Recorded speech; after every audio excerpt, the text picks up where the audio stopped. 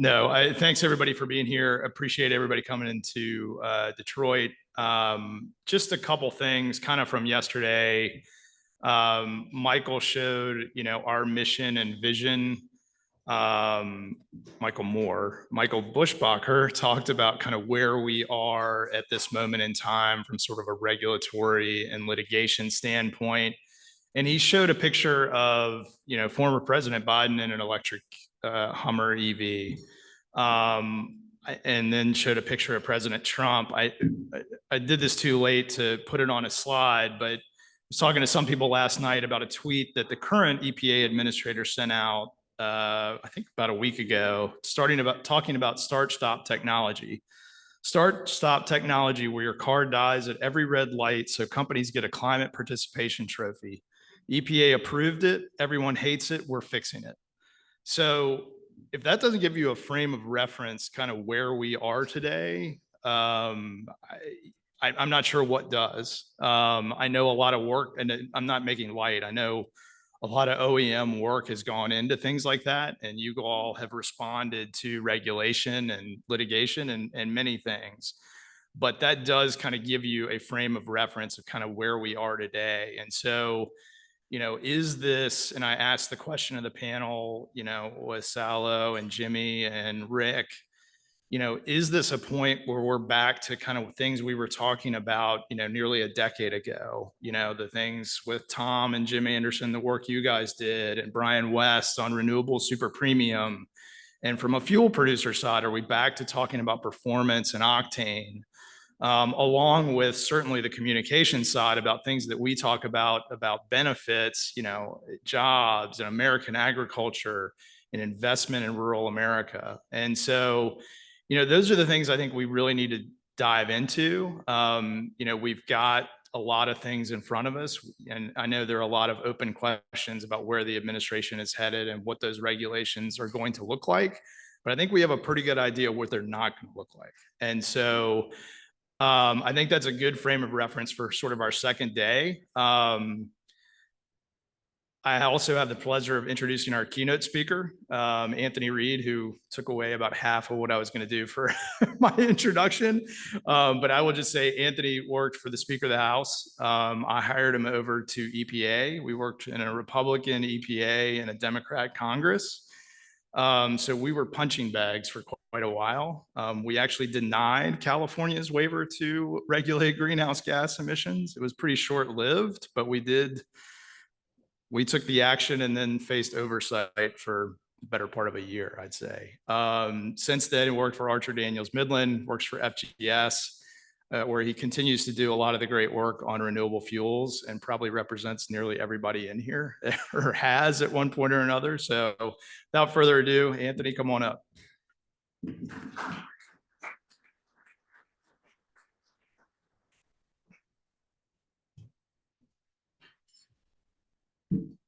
Thanks, Chris. It's great to be back here. And yes, if you have not spent some good quality time putting redaction tape on documents in the federal agencies before, I highly recommend doing it. Quite the chore when you're in an administration with a different party in control of Congress, which we may see in the not too distant future. Sorry I missed last night. I would have loved to have been there, especially to honor Dave. I work with Dave and Rod, who I kind of call good cop, bad cop, for a long time with Illinois Corn and during my whole career pretty much. And certainly at the start of AAE, I was around when this all started. So super sky point to Mr. Lose, who has, his legacy is here before us today. So I'm here to be your motivational speaker. Liquid fuels are back. And as I joked with a couple of you guys, I'm not going to get too into the weeds a little bit. There's too many DC people in this audience to go through and tell you what's going on in DC. So, we are going to leave some time for questions to have kind of more of a conversation. But, as Chris kind of framed up, as much as people thought the pendulum was going to swing in a certain way when this new administration came in and new Congress, I think it's really exceeded most of our expectations, regardless of how you look at it. It is the amount of work and the amount of things that are happening at this pace. I saw this morning, remember, we're only 4 months into this administration, when you consider all the things that we're going to be going through. But for what you guys have been working on, and I should say we, because I spent a lot of time as part of this, the policies are the same. It's the same policies. It's just the message is different. And I can't really stress this enough. As you guys consider what you're going to work on together and the issues that you want to take forward, words matter, and words matter now more, I think, than ever before. I jokingly scratched off emissions. You don't want to go into a meeting with the administration and talk about reducing greenhouse gases, but the best thing about everything that everyone makes and does and produces here in this room is that it fits any paradigm that you have. I mean, we've been through this for decades, and whether it's emissions, whether it's jobs, whether it's rural development, whether it's domestic energy production, it fits anybody's public policy goals in any frame. So it's really about the framing. But to draw down a little bit, you looked at some of the things that have happened at USDA recently and other places where they've literally gone through to grant applications and thrown them out because it said greenhouse gas or climate or sustainability on here. Or there was a story Sal and I were talking about today in Politico about the S&Ps that are or are not saying Gulf of America versus Gulf of Mexico. And I can tell you, having been in some meetings with the administration, they pay attention. You go into an administration meeting, you say Gulf of Mexico, people don't forget that stuff. So when you think about, again, what you decide to work on, how you're taking it forward, I just want to stress at the start here before we get into some of the things going on in DC, that the words matter, the message really, really matters when you go have these meetings. So when you're scrubbing talking points, one pagers, things like that, you need to be in the frame of domestic, affordable, and reliable energy. Everything has to fit through this prism, whether it's on the Hill or in the agencies, it all has to fit there.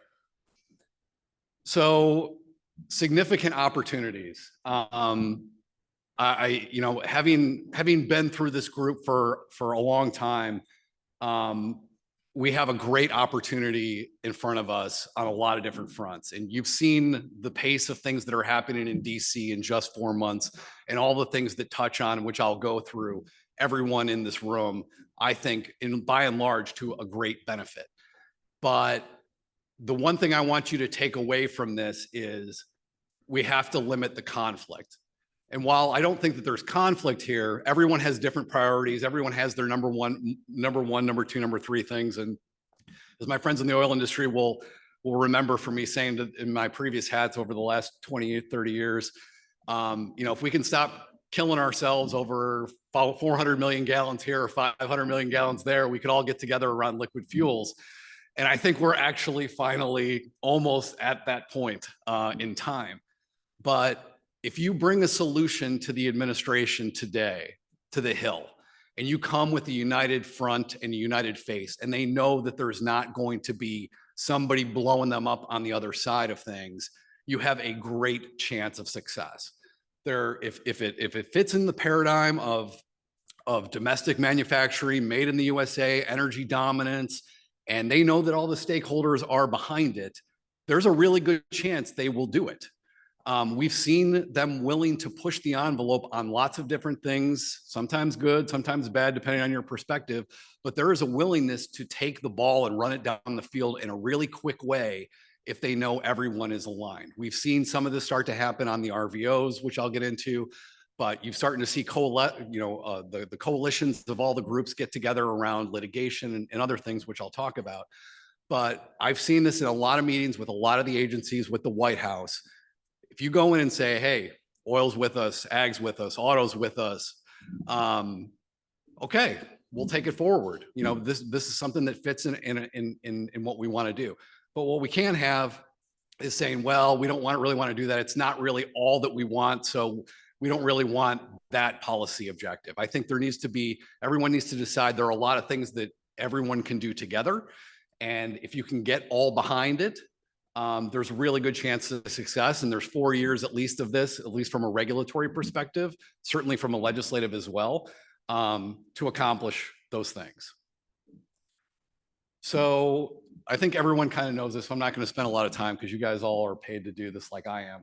But the reset button really has been hit. There's been, we have pendulum swings from administration to administration, but we really have seen kind of the reset button. And Chris kind of joked, mentioned the Zeldin tweet and kind of really where we're at. But with all the actions that have happened, whether, who we have in the cabinet, the things that they've already announced from a regulatory perspective, the executive orders, it's all kind of in the paradigm of liquid fuels, right?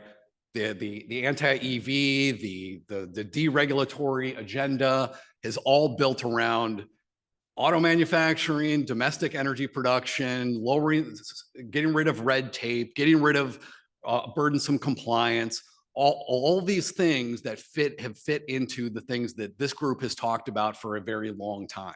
And it is happening fairly quickly. So some of the things that I'm sure you guys are all aware of, we've had from the executive branch perspective, we had immediately the executive orders. And obviously there was the, eliminating the EV mandate on day one, but you also had for the first time the Unleashing American Energy executive order, which specifically calls out domestic energy production and biofuels, which we have never seen before. So you have, on day one, a suite of executive orders that touch everyone in this room, from auto to ethanol to oil to anti-EV. It's all been in the rubric of liquid fuels. Tariffs, of course, whenever you do a slide deck in this day and age, the narrative changes from the day you put the slide together. So tariffs, we don't even know if there'll be tariffs anymore. Yesterday the court struck down a number of the tariffs, but again, the tariffs have been in service of trying to be a domestic push on manufacturing, energy production, et cetera. Whether they survive, we'll have to see. But we've already seen on the regulatory side almost everything that we've seen this group talk about since it started. The deregulatory agenda that's out there, whether it's the endangerment finding, which Chris and I had a joy of working on that as well during our EPA times. Everything is 10 years old in DC. But it's a who's who list of all the things that people have had in a priority basis in this room. Getting rid of readdressing the CAFE emissions rules and the multi-pollutant rules, the endangerment finding, even GHG reporting, the regulatory nature of the methane fees. You had the E15 emergency waiver. Again, you have an administration and a Congress who's looking to do E15 on a legislative basis. And maybe one day in the next week or two, we'll have RVOs, but ERINs, which people thought was on the precipice of getting done, is dead. Now, last time I was on a panel and I said the biodiesel tax credit was dead, I got yelled at by people for a long time, but reality is reality, and the BTC is in fact dead, and so are ERINs, at least for now. But again, this is 4 months old, and all the things that we've talked about that they want to do. Now, the question for this room and what happens here over the next couple of years from a regulatory perspective is, what's the priority? Are there enough people left at EPA to do it? I mean, if you guys have gone in to meet with EPA staff, they are they're a beaten down bunch because they're working long hours and they have a lot to do. They have 31 regulations that they're supposed to do or repeal or get done within the next 2 years. But it's focusing on the things that everyone can agree on, agreeing on what the priorities are, and then taking them there. I think they're willing to do it, but they've got a long list of things that they want to do. Many of them align with the things that folks want to do in this room, but you talked about at the beginning, octane.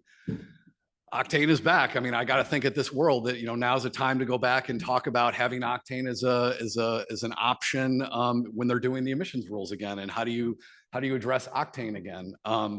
Another work group that Dave Loos pulled together that Salo and I were on together at one point a long time ago.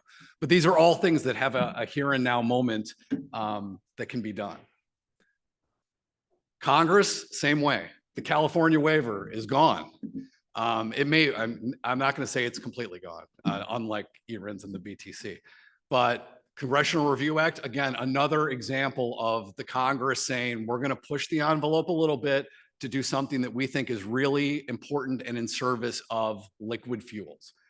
Congressional Review Act was used in a way that had not been used before to repeal the California waiver, so that, you know, the last Trump administration, it took them several years to repeal the California waiver, and then it quickly came back in play. Now you're potentially looking at a situation where, for at least for the next couple of years, there's no California waiver. What does that mean? I know it's the pendulum for the autos. I can't even imagine. I know what it's like working for a company that has to make long-term capital decisions, and I always have the greatest sympathy for the autos and trying to figure out how this works every couple of years. But now there's more tail on this than we've ever had before. Budget reconciliation. A lot of these things are already in here, right? I don't think it's going to survive the Byrd rule in the Senate, but they have the repeal of all the CAFE rules and the multi-pollutant standards in there. I don't think it's going to happen through legislation, but there's some creative thinking about, well, is there a way to do it that could be Byrd compliant? So I think that's still something that is still potentially on the table that folks are looking at. The credits, obviously, what they've done on the EV, I think that's going to be sustainable.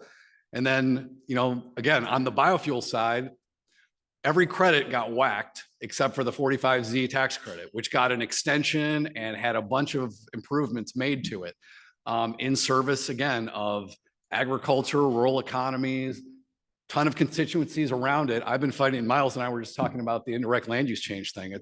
That's a concept we've been fighting for 20 years that is finally, well, at least could be dead for now. But these are all things that are happening. The E15 year round, I want to mention this again. This is an example of the oil industry, the retailers, and the ag groups deciding that they wanted to finally get together, come up with a deal, and push it forward. And you had Speaker Mike Johnson from Louisiana saying, yes, this is something I'm willing to push forward. This is what happens when everyone gets together across the stakeholder community and says, hey, let's put our differences aside. I can take my loaf, you take your part of your loaf. Let's get together. Let's bring it forward a united front. This is what happens. We're not quite there yet, but we're as close as we've ever been in my lifetime to actually having E15 year round actually done from a legislative basis. And then the litigation side. I'm not going to talk about this too much. I'm not a lawyer, but you know, it started in the California litigation where you had the ag group signing on to the California litigation on the emissions rules.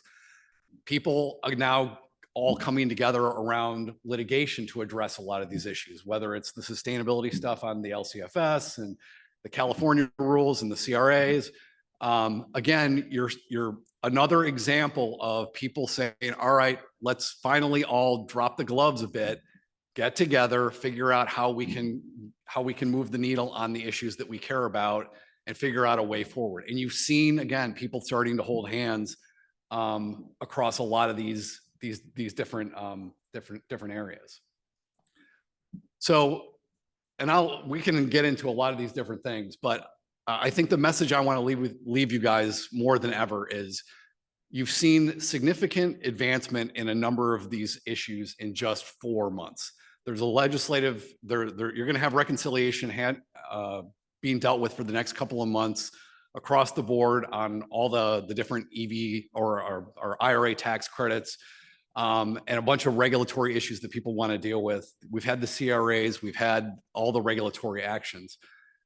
If everyone can decide that this is what we want to bring forward, it can happen, right? In my lifetime, I have not seen an administration and a Congress willing to take something kind of hat in hand and say, guys, if you bring it forward and you have agreement, I'm willing to take this forward. It fits all of the issues that we care about. At least the Congress today is doing. I do think there is staying power here, right? The alignment of the parties is very different from what it was. I say this very often.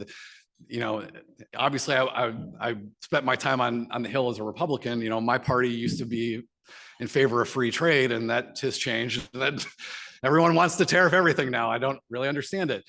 But what you have seen is a realignment around domestic, energy, affordability. These are all things that everyone in this room works on. And I think there is staying power, whether we have a pendulum swing, whether there's a Democrat, House, Senate, administration 4 years from now.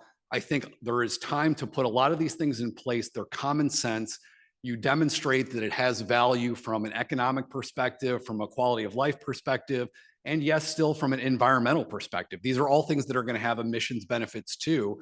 It may not be the first thing you talk about when you walk through the door, but you can demonstrate the benefit for it at the end of the day when you see a lot of these things go into place, whether it's going from EVs to hybrids and things along those lines that we've talked about. And Stefan's work has shown it's just as good or better than, going the EV route. So I would just say, as you guys are having these discussions and having these meetings over the next day and moving forward, when it may have seemed like there wasn't a lot of opportunity to do a lot of these things before, absolutely the time is now. You have a couple of years at a minimum to advance a number of these priorities if there can be alignment and get together and figure out what do we want to push forward as an industry. So with that, maybe I will stop there, and I will happy to talk about any of those specific issues in more detail. Everyone has a different view on it, but everyone's priorities, I think, are willing to, or on the table to happen, at least today. It's an exciting time, I think, for liquid fuels.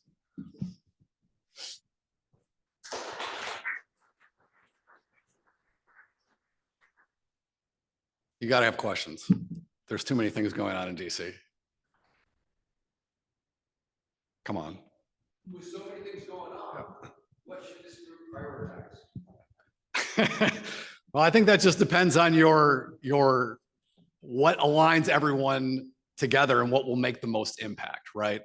I mean, you guys have the list of things that everyone cares about. What are the things that will make the most impact across the different groups? Whether it's the emissions rules, whether it's octane, whether it's E15, whatever makes the most impact for everyone, consider the return on investment. And that's how the lens I would look at it. I mean, I still have corporate in my blood, and it's all about return on investment for me.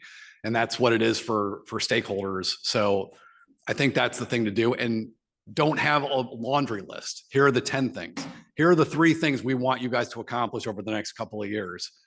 This is the thing that will have the greatest impact for each of our sectors collectively. And we will be there to give you air cover when you do it.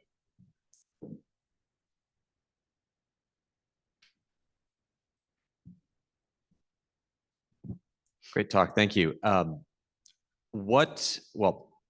The administration has a lot of zeal, maybe not always the sort of detail-oriented approach to make things stick. What are the things that you think we should be prioritizing to make the things they're trying to do, especially on the regulatory side in the executive branch, stick? And how should we be thinking about that as a broader coalition of folks engaging on these issues? Yeah, so durability is obviously very important for a lot of folks in this room for a lot of reasons, right? You don't want a solution that you're going to then have to turn around and deal with 3 years from now and like, all right, the pendulum swung back that way. But I think if it's in service of something that is really hard for a next administration, whoever it is, to say, yeah, I'm going to flip the switch on this and it's going to cause all of these problems, you make it really hard for somebody to come in. The tariffs are a great example. I personally don't like tariffs, whatever. But when the Trump administration did it the first time around, the Biden administration didn't come in and say, no, we're getting away with the tariffs. So like, it was really hard for them to do it. They couldn't be, yeah, we want to lower the ability for China to come in and all these other things. So think about it as from a durability, politically speaking, as well as from a legal perspective. They still want it to be legally durable. But I would also say bring them specific solutions. They are overworked, undermanned. And the number of times I've heard people say, bring me a red line, which you have never heard before. Bring me a red line of how to solve this, do the work for them, I think is really important. And this group is very well equipped to be able to do that from a very technical perspective of here's how you solve the problem. We're going to hand deliver you the solution. Anthony, no DC questions. It's not DC. Well, it's sort of DC.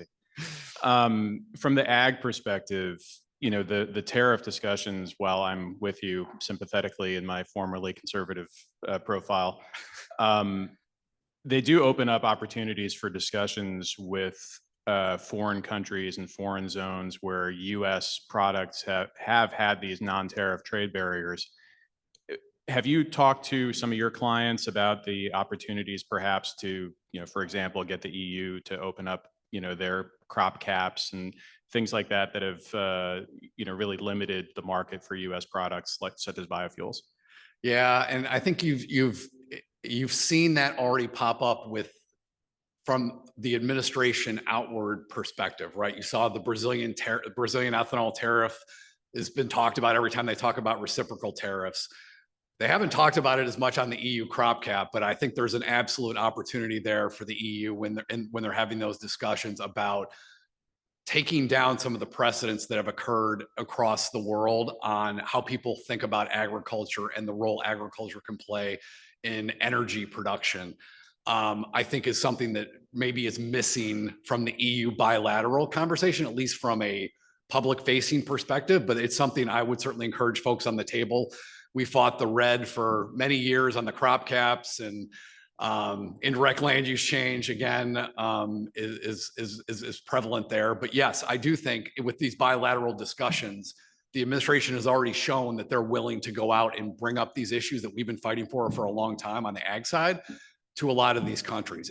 Japan is another example. There was immediate talk about the ethanol there, UK. So I do think absolutely there's opportunities here to do that, but the EU is a great one, and some of these other places that are considering following suit on that.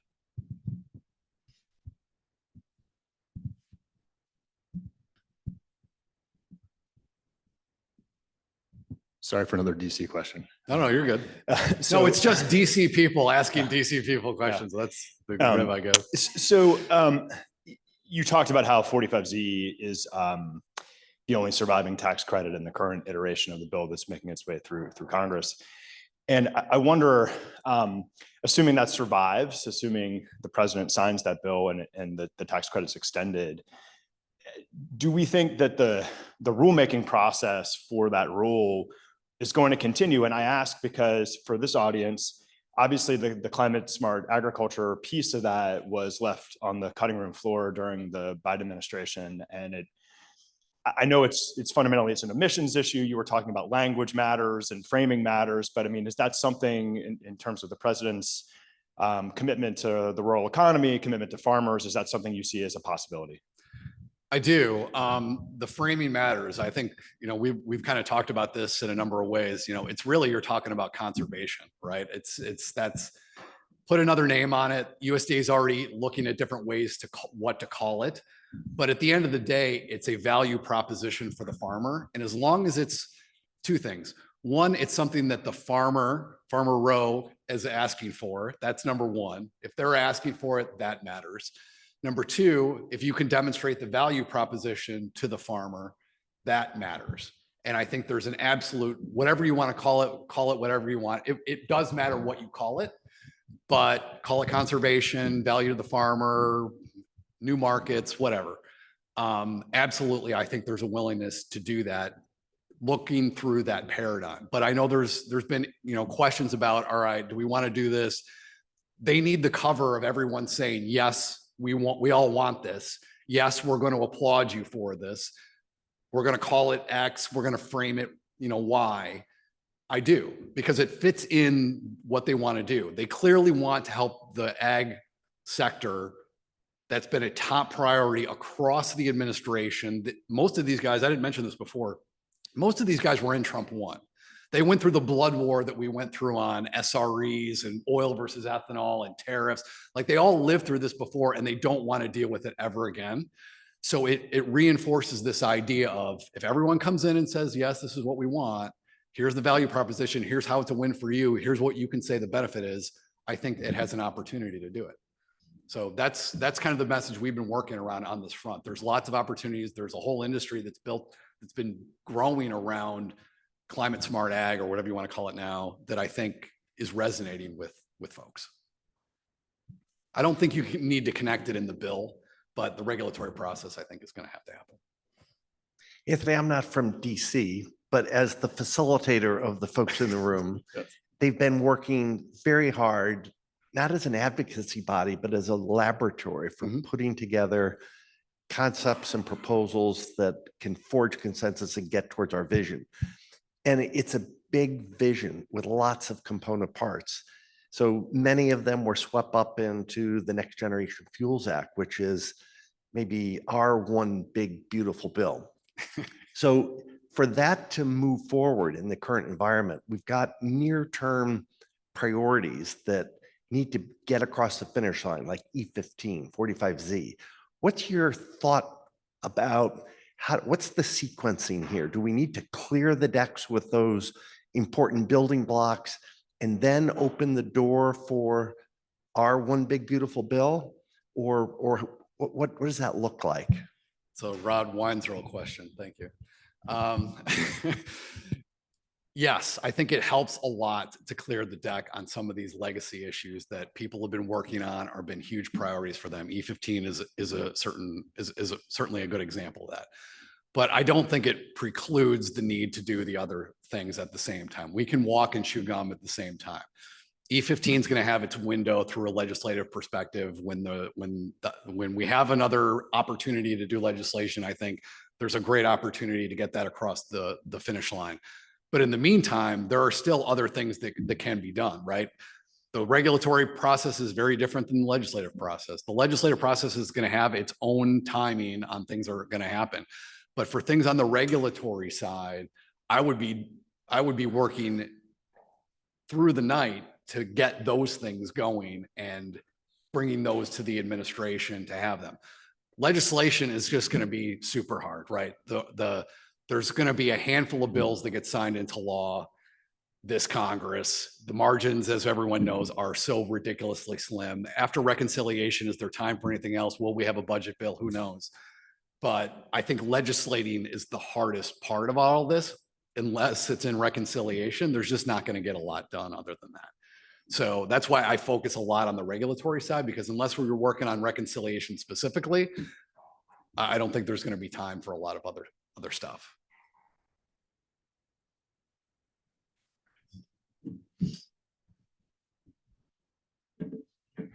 Thank you, Anthony. Great discussion.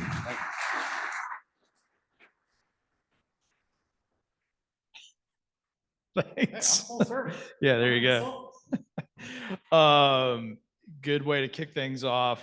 We've got a great panel ahead of us to talk about sort of the environment and federal policy, state policy, and cross-boundary collaboration. If Miles, Graham, and Chip can come on up.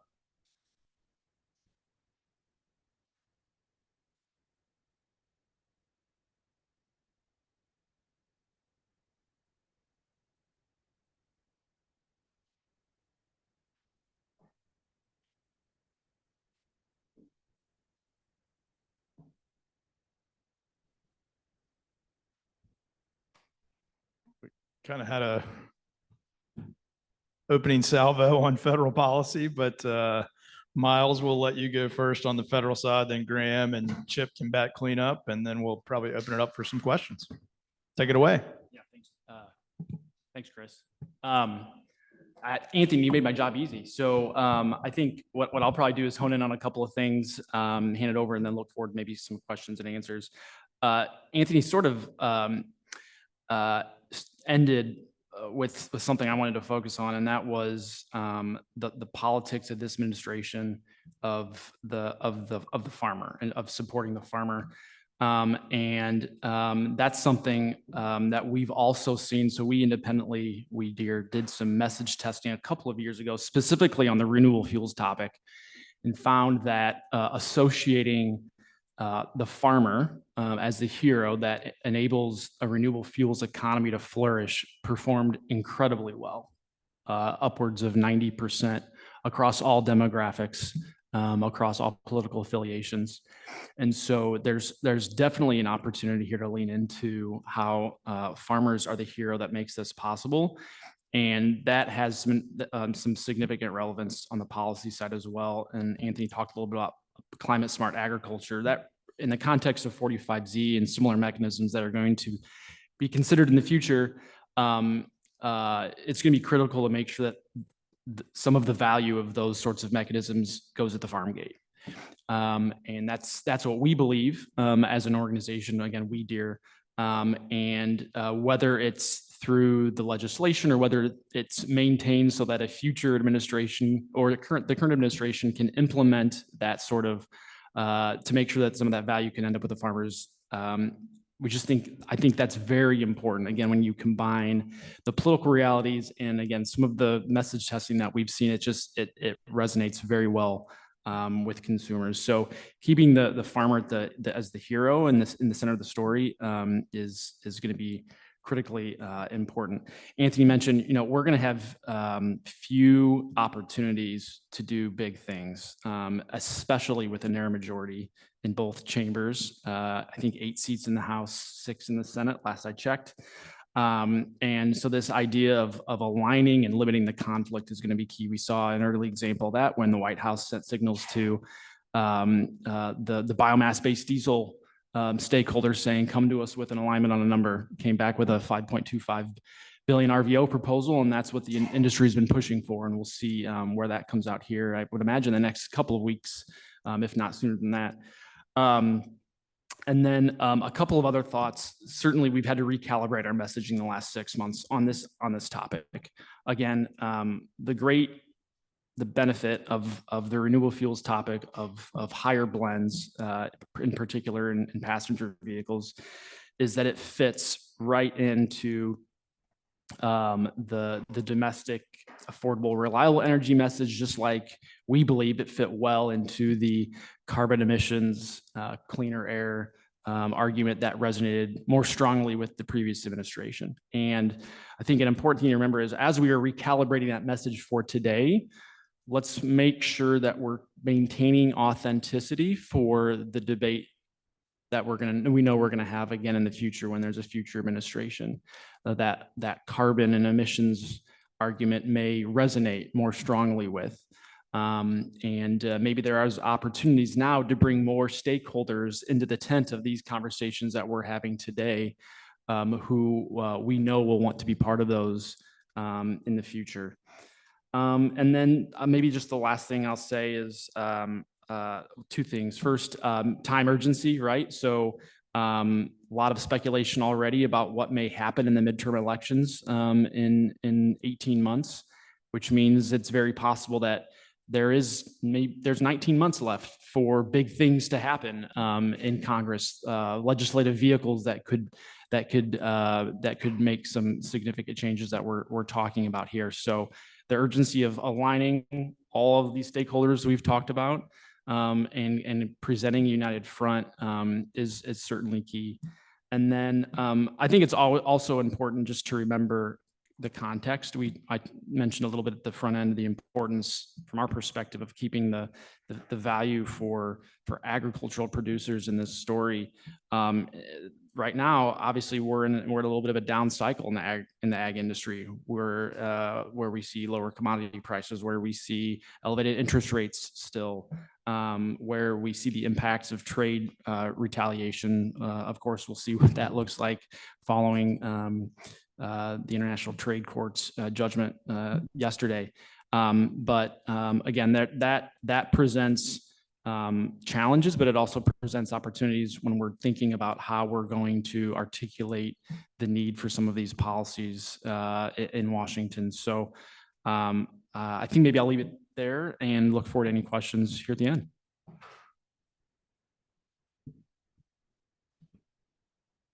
If we could pull up my slides here. Hi, Graham Noyes. I'm going to switch us over into the state policy world, and did do a presentation here because there's a lot of content, and want to warn up front that I'm going to move quickly and kind of use the presentation so that you don't have to take notes to keep track of everything here. And as Ernie pointed out there, I'm not Chris Bliley, but glad to work with him on many fronts. So good, I got that. So covering what's happening in California, of course, we do have a New Mexico clean fuel standard going. We have multiple bills for clean fuel programs, issues around E85. Do want to talk here. I do a lot of work with Pearson Fuels within this group on the specifics of flex fuel vehicles and how that potentially fits in with the CAFE and greenhouse gas rules. And, picking up on some of the themes that have been discussed this morning already, looking for sustainable policy that can endure, so we don't go through kind of the whiplash back and forth between administrations.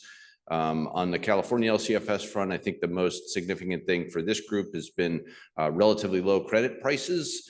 We've been down to about $50 a ton. Back in the high value days, we're above $200 a ton. And that slide shows why that's been happening. Basically, the program's been overperforming. The credits don't expire.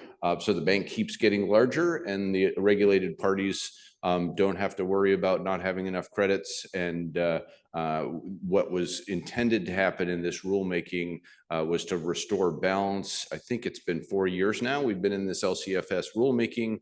So the balance has not been restored. The bank has continued to grow. A couple of good slides here from Mike McCurdy at ICF, looking at their kind of forecast on what's going to happen. We now are at the final stage, we think, of the LCFS proceeding. We should see here in June, the Office of Administrative Law approve the revised regulation. CARB had to do some cleanup. Basically, they had done some poor and vague drafting, and OAL sent them back to fix it. CARB fixed that. It's now before OAL for approval, and we anticipate that will be done this month, and the target is a July 1, 2025 effective date. The big thing there is that vertical arrow going down, which is the 9% CI drop, to essentially increase the deficits per year that are generated quite rapidly, and of course start to put some upward pressure on the market there. And then this is what ICF forecasts happening, again, assuming we get an effective date here in 2025, and it kicks in, is price pressure, bringing it up into the triple digits again, and they've got it in the 2030, 2032, up to $150 a ton. Obviously, what happens on the 45Z front could matter a lot there in terms of the availability of fuels. What may or may not happen on federal policy. California policy tends to step up and provide more support when the federal policy is not on the biofuels front.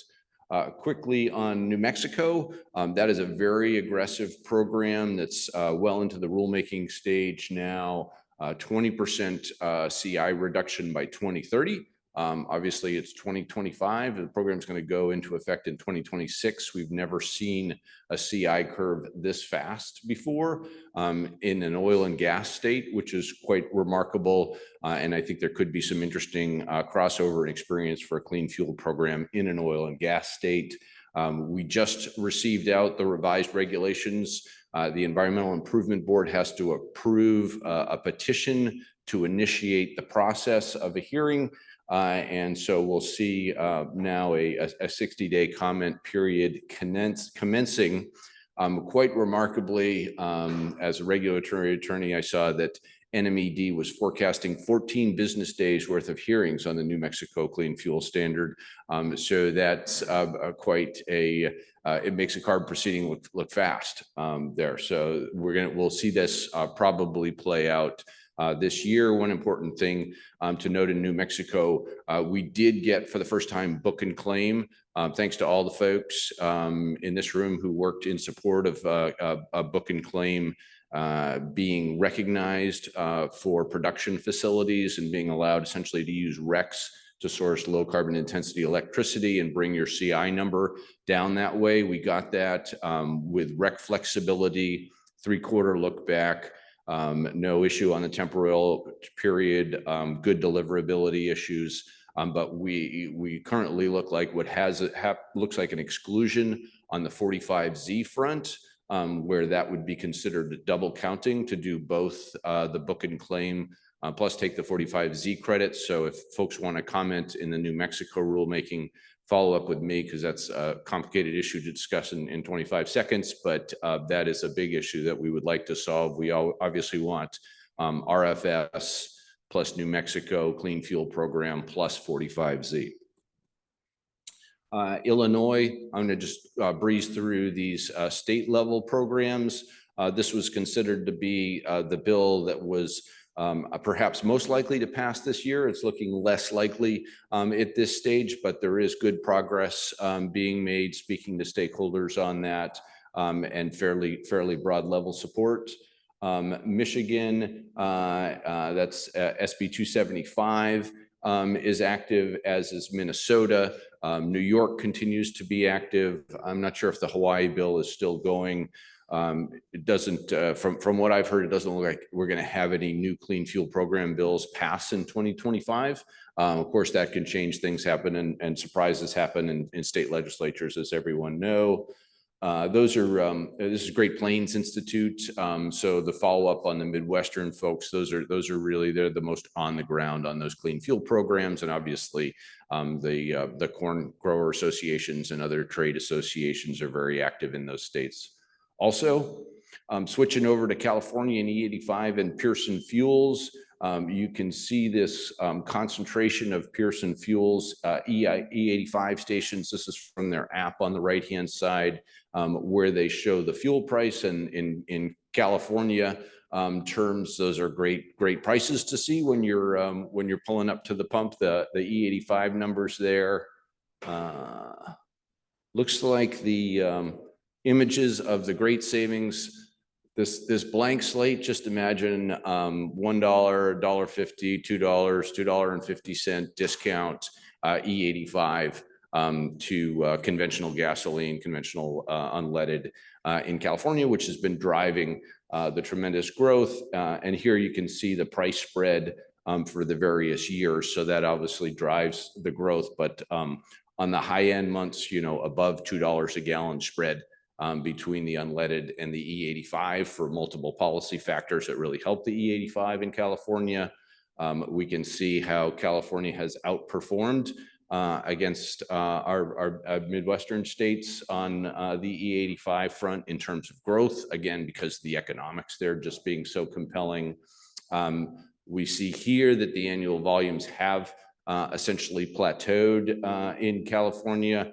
And that's, again, relative to the economics, but more importantly, relative to the FFV inventory, finally starting to see those retired vehicles outnumber the new FFV models that are being brought online or kept online. This is just to give you the Advanced Clean Car 2 targets. Not that Advanced Clean Cars is going into effect, but to see where those numbers were. Of course, that's off the board currently in CARB. This slide is to show how even with that very aggressive Advanced Clean Cars program, UC Davis did the analysis to say, how could we achieve California's goal of carbon neutrality by 2045?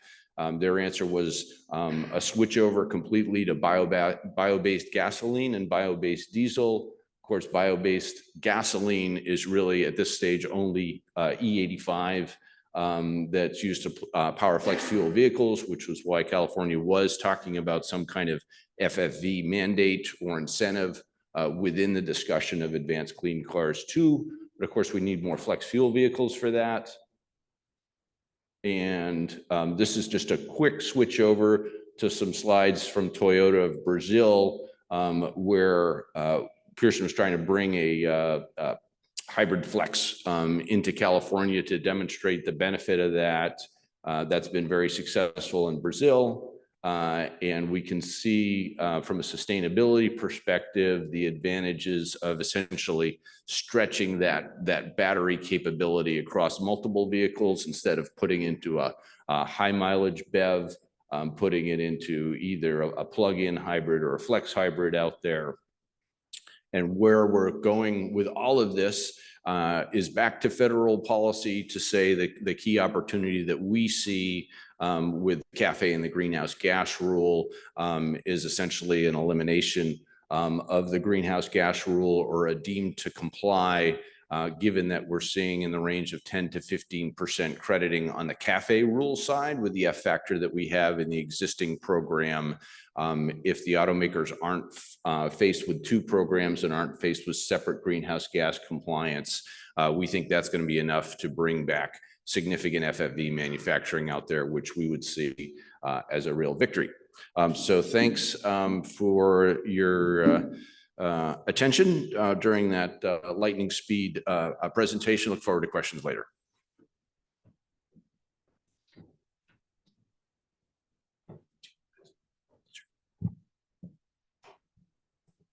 Okay, Chip Alertis with Flint Hills. I'll keep my comments brief. I don't have any slides. Thought about talking about how refineries work, but that's not what you guys want to hear about. So just reflecting on a couple of things, I think Anthony's talk was excellent. I'll try not to repeat too much of that. You know, the EVs, I think, have been a unifying threat for many of our businesses. And I think it's enabled this group to make a lot of progress, a lot of front. And so I think the opportunity is still there. I think somebody commented yesterday that you know, EVs aren't going away. So the EV mandate may be slowed down, but similar efforts are probably going to continue. And so, you know, what my company's focused on, I think our industry is getting comfortable with, is how do we make liquid transportation fuels as desirable as possible for the consumer, so that you know, the opportunity cost of dealing with liquid fuels isn't a reason why people switch away from those fuels. And so as we think about our strategies, whether it's existing regulations or new legislation, how do we think about making sure that liquid transportation fuels are competitive? You know, we really focused on being technology neutral, market driven. I think those are some principles that allow, I think, you know, my company, and Salo can correct me, I think AFPM is probably getting pretty close to being comfortable, as long as we live by some of those principles, that we can advance things like E15. But I'd also be careful that we don't overreach. And so let's get some early wins. I think that's what Anthony advocated for, and then go work on the next steps and think about how do we continue to make liquid fuels better, more attractive. You know, the other thing that I think is interesting to think about is energy, and I think this group has talked about that before. Everything we're doing in this country, in this world, is using more and more energy, and so we're going to need pretty much everything we can make, whether it's you know, petroleum based, biofuels based, or other. And electricity in particular is going to be very scarce. So we do have an opportunity right now to really advance our products as the most valuable solution for mobility. So just encourage us to keep that in mind. So with that, I think I'd rather hear questions than me meander on longer. Great. Thanks, Chip, Graham, Miles. We'll open it up for questions. Stefan. Yeah, I just have a quick question for Graham. Graham, you mentioned in New Mexico the low carbon fuel standards relies on book and claim. Is it for renewable electricity? Is it also for renewable natural gas and renewable hydrogen, green hydrogen? Are there more? What's all covered under book and claim? Yeah, thanks for the question there. Yeah, it's the full slate now. It's the first time that we've seen full access to renewable energy and the ability to transfer the environmental attribute by REC or by a thermal energy certificate. And so that goes, you know, it started off in the initial proposal we had, it was EV limited. So it was only going to be electric vehicles that would be able to have the flexibility. We spent time with the New Mexico Environment Department, and they came on board with the concept that facilities ought to be able to source low CI power via RECs. And they did that for, you know, RNG to LNG, CNG, hydrogen, as well, ethanol, biodiesel, the other liquid fuels out there. I've spent a good amount of time with the new regs on a couple of plane flights. I've got another couple of plane flights today to continue to drill into them. In looking at it from a fossil fuel perspective, I'm not sure where it stands right now, because you know, it is a whole new program, so you can't make assumptions about the definitions and so forth. You really have to work through it methodically to see how it would work to the extent that a conventional fuel refinery could take advantage of the book and claim as well. Who is operating the book and claim exchange?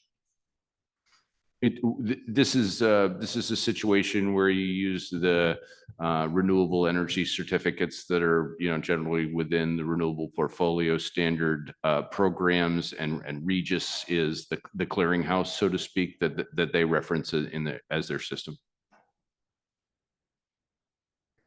And the rec deliverability component is the 23 EPA subregions for the various areas where the generation is from and where the facility is from. So you could do that anywhere in the country. Other questions? Nobody has any other questions on state, federal, Chip? Oh, sorry.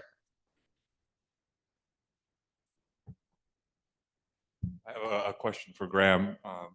So I was just looking at the credits generated for the low carbon fuel standard in California, and it seems like, ethanol is about 3 million credits, give or take, and it's falling, the share is declining. And electricity is about 7 million credits, so more than double, and the share is increasing. And at least at the federal level, the automakers don't have any incentive to make FFVs, and that's the only way you can increase ethanol consumption in California. And so at least on the light duty side, it seems to me that the low carbon fuel standard is just becoming another subsidy for electricity and electric vehicles. And is that something that, do you think we should be supporting, or should we just be thinking about different tools instead of the low carbon fuel standard as it exists currently in California? Well, I think it's a open and complicated question to what degree the program is truly fuel neutral. I agree with you in terms of where the volumes of credits have gone, and we have seen, I believe, actually the demand for gasoline level off and decrease in California because of the electrification. We've also seen enormous market penetration of biodiesel and renewable diesel, where we're up in the area of 65% now of biodiesel and renewable diesel, and only 35% petroleum diesel in the California marketplace. The advantage that EVs have within the crediting structure is the energy economy ratio, which looks at the higher efficiency of those vehicles and essentially provides a multiplier effect for that. So, and then we've seen the expansion of electrification and a lot of ability to do things like shore power and heavy duty equipment in the ports and so forth as also credit generating out there. So those are, CARB has looked for ways to leverage the LCFS program to provide that additional value stream to EVs, but then it's also been very beneficial to the liquid fuels as well, and then they've coupled that with their command and control measures that, of course, are now stymied, and we are seeing CARB retreat from multiple regulations and the pulling of waivers and the repeal of the in-use locomotive regulation that's coming up. So there's some major adjustments going forward in terms of how CARB is approaching, and the way I'm looking at it, they're looking at what their defensible and indefensible positions are, and focusing on the ones they think are most defensible. Other questions?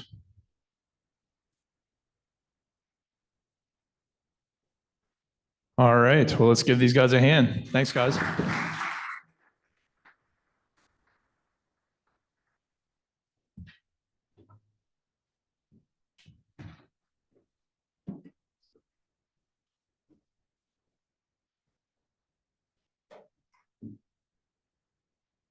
All right, keeping rolling here. We've got sort of one more section before we get to a coffee break, but we're gonna talk on the readiness side. We've got kind of three breakouts. First is on biomass supply and renewable fuel supply. Can Marty Royka and Jan Tenbensel come on up?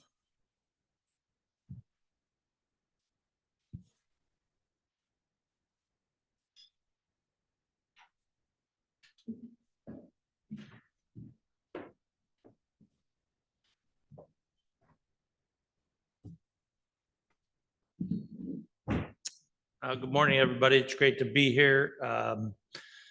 I spoke with Dave 2 times this calendar year. One of them was about coming to the spring meeting. It's been, I think this is my first in-person meeting since COVID, so I've been kind of a little bit negligent in that regard, but it's good to be here again. My email threads with Dave for this organization started back in the spring of 2013, where Dave with Illinois Corn had arranged the first meeting of a lot of the founders of this group with US Car. We've, over the years with AAE, our main role at PRX has been to discuss the degrees of freedom of agriculture to meet increasing biofuel demand should it occur, due to some technology forcing new legislation, et cetera. We also did a lot of modeling with the US Car team who used the vision model at Argonne to think about how the domestic fuel use changes as we go through increased ethanol blends, for like RON 95, RON 98. So we've done all the modeling for the Next Gen Fuels Act that the corn lobby has used to help draft that language. I won't go through all of our details, but our presentation will be available, for anybody who wants it. AAE has access to that, so they can email it out to everybody. But there's some background about PRX. We help everybody in the ag, in the oil, in the ethanol space, make decisions, make informed decisions. But we don't do any lobbying or testifying ourselves. We're almost like the Nielsen ratings of corn, soybean, and wheat supply demand. And, with all the M&A work that we do, a lot of times both sides of the M&A are clients. So we want to inform decision-making, but we don't want to be in the room when the decision is made. Quickly, I'm going to start with a look at the world, just to give you some sense of how big agriculture is. 3.5 billion tons of grains and oilseeds are produced every year. The ones that are almost pure food are rice, wheat, and rye. So, a third of total production is basically pure food. The rest of it is really animal feed. Okay, so a lot of people misunderstand that corn is not a food, it's a feed ingredient. To produce meat for the world, you need protein and feed energy. The protein primarily comes from soybean meal after you crush the soybean. 80% of soybeans are meal, 20% is oil. And then the feed energy typically comes from corn, but can also be a low quality wheat, which we call feed wheat. Same with barley. Barley that's not good enough for malting becomes feed barley. Sorghum is a good feed ingredient, feed energy ingredient. The one thing we don't have on here is cassava, which is also in tropical areas, it's a really important feed energy component. Total production in the three export hubs, which are South America, North America, and the Black Sea region, basically Ukraine and Russia. Production has been very steady. Almost all of the exports of food and feed ingredients come from these three production areas. Our total tons of corn, soybeans, soybean meal, and wheat that's traded now is up to 750 million tons. That's the annual trade in that. The places where corn is grown is mostly in the Americas. China does also have a lot of corn that they produce, but the Americas dominate. Soybean production, again, is even more so dominated in the Americas. And then wheat production is a really big Northern Hemisphere thing. The only big volumes you have of wheat in the Southern Hemisphere are Australia and Argentina. South America is an important part of the discussion because of how fast it's growing and how much land they have. So there's just a couple charts here of how quickly you can see corn production growing in South America. Same with soybean production growing very quickly. In terms of the land that's available, a lot of people talk about rainforest deforestation. Okay, so most of what Brazil produces for crops and for grazing is in this area that's called the Cerrado. Cerrado is a chaparral environment. You know, most trees are small, thin trees like our dogwood trees, something like that. They grow about 30 feet high, and it's a lot of bushes. 2 small bulldozers can clear one section of Cerrado every single month. There are tens of thousands of bulldozers in Brazil that are already paid for. And so their ability to expand their acreage in the Cerrado is very significant. We see in high price commodity environments that Brazil does a year-over-year increase in acreage of about 4%. And then when prices are very low, that drops to about 2%. So every year, at a minimum, Brazil is expanding its arable acres 2%. Some of it is conversion of grazing land into crops, but there still is some development in chaparral. So only half of the chaparral has been turned into production. So you have an area left to go in the chaparral that's bigger than all the corn, soybeans, and wheat acres in the United States. So it's still a huge amount so it's basically unlimited. If we look at trade real quickly for corn, soy, and soybean meal, you'll notice I have 3 different trend lines, decadal trend lines, and trade intensity has kicked up on a 10-year basis. We're in the middle of a decade right now. So, you know, the last 5 years, you can see that my trade intensity collapsed quite a bit. We've just gone through a second commodity super cycle, high price environment that's collapsed now. But I think we're seeing the impact of inflation on the, the consumption of meat and the higher cost of meat. So in developing countries, they haven't been able to grow their use of meat as fast lately because of that higher price. Also, it probably has, this is indicative maybe of, what you read from Peter Zion with respect to demographic problems in the whole developed world and, not having enough babies anymore. So we're really not expanding. China and a lot of other Asian countries have that issue, the US to some degree. With respect to China, they drove growth through most of this millennium, but their growth has flattened out. So for the last 10 years, meat production in China has flattened because of their African swine fever in their hog herds. Meat imports have picked up, and I'm not showing meat imports here, but domestic production of meat has gotten very flat. Grain and oilseed imports into China grew very quickly also, in the last 20 years, but that's flattened out now. So you can definitely see that we're not going to have a big demand surprise anymore from China. Here's the commodity price super cycle. There were some mentions of prices, how cheap commodities are. When you look at an inflation adjusted number, the prices of corn, and the chart for soybeans looks very similar to this, go down quite a bit. You can see the 2 little super cycle bumps we've had in 2008 and again then in 2020 where prices did spike a bit. So looking at the US and how much can we produce, how much can we bring to the ballgame with respect to feedstocks?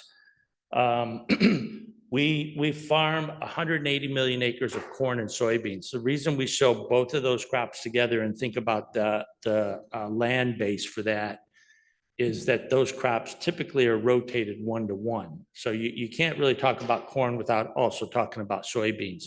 If you want to increase corn acres a lot, you have to decrease soybean acres. That's the trade-off here. So this is kind of a limiting factor. But we're fully developed with respect to row crop production land in the US.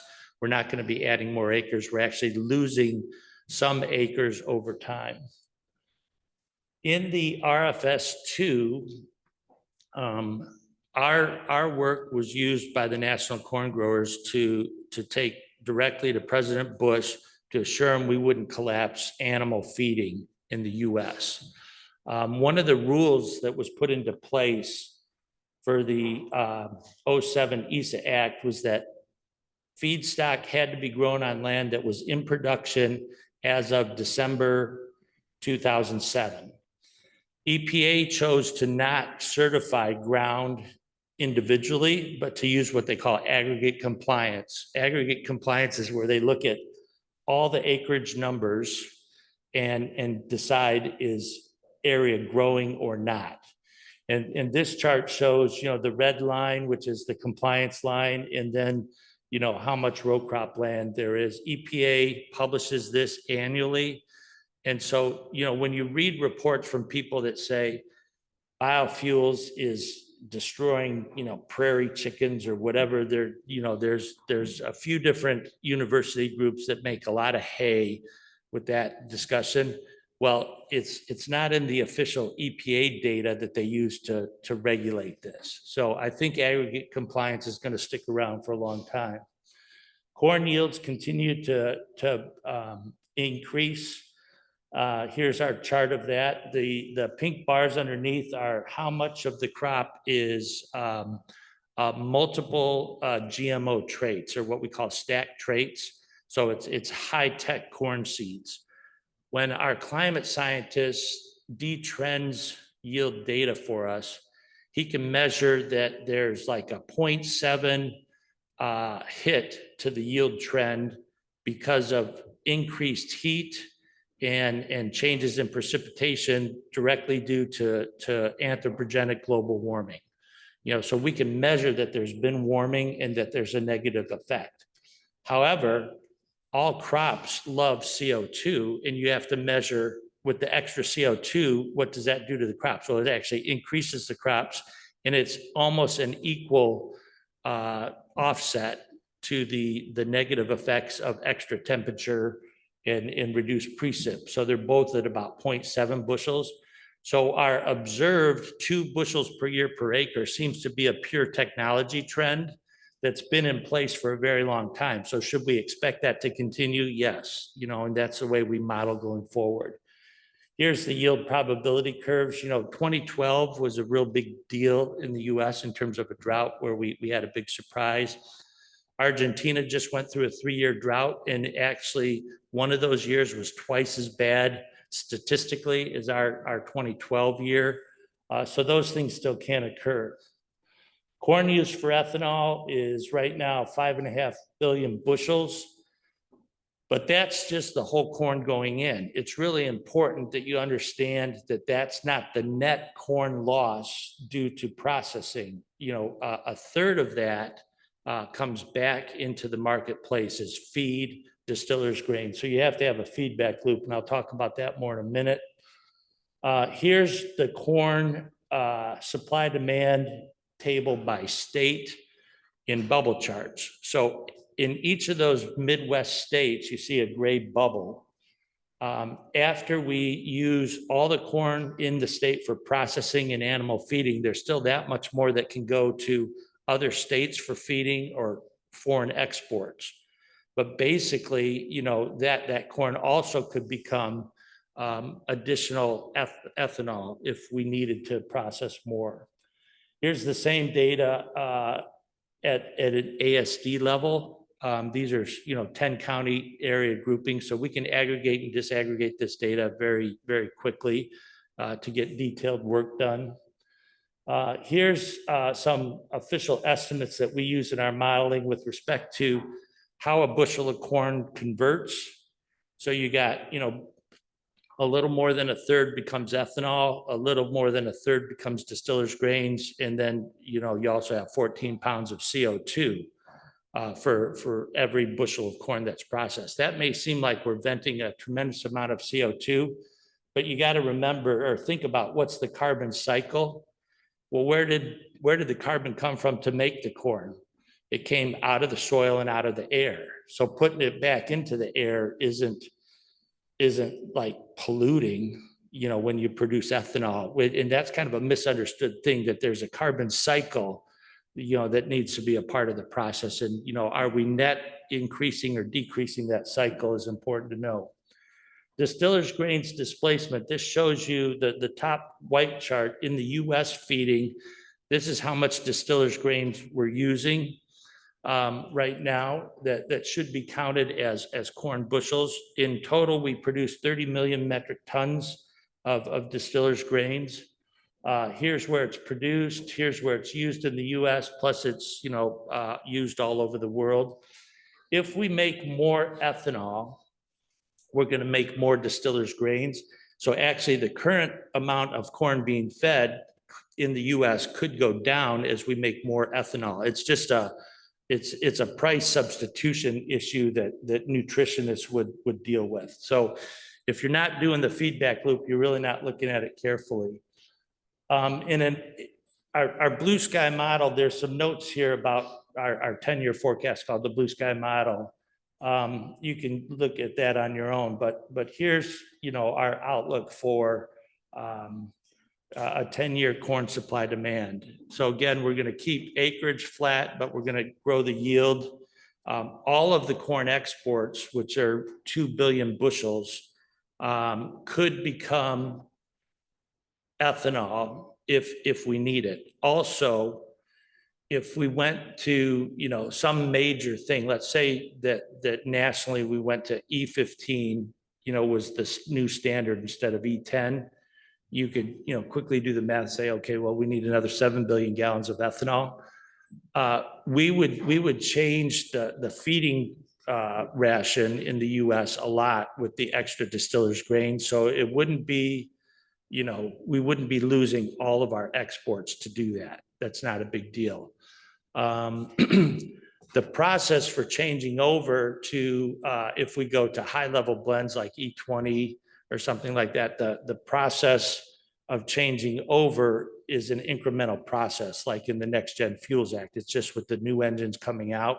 And so over time, the US corn market would adjust to that. And so far, the supply demand table looks like you cannot, there's no ethanol US motor gasoline demand scenario that we've looked at that can destabilize the corn supply demand table.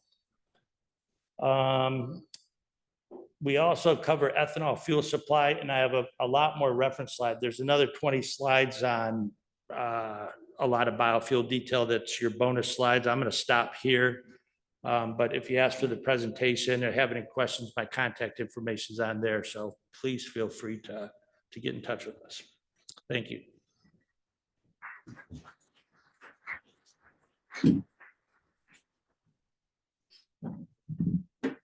Good morning. I'm Jan Tenmenzel, Chair of the Nebraska Ethanol Board today. I'm your silver medal because our director was unable to come.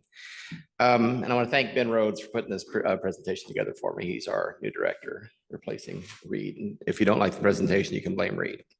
So in 2018, on a forum about like this, my director came to me and said, hey, you need to do a press conference with the governor in the morning. Just thank the administration for approving E15 and it'll be fine. Well, the governor looked over at me about 5 minutes into the press conference and said, what is our potential to produce ethanol in the United States and can we meet the E15 demand? I just started talking, said as much as I could, as fast as I could. That's kind of like today's going to be. We're talking about round numbers because this is speculation and speculation is very easy to come up with. So where did we come from? In the old days, there were small stills. There were a lot of farmers in Nebraska that had very small operations that they didn't do very well because this was a struggling industry in the beginning in the 70s. But by the 1980s, we had about 10 plants running in the United States and things were kind of coming along. And then, of course, with federal regulation, we were able to really get going. Between 2000 and 2006, the industry doubled. I'm sorry about that.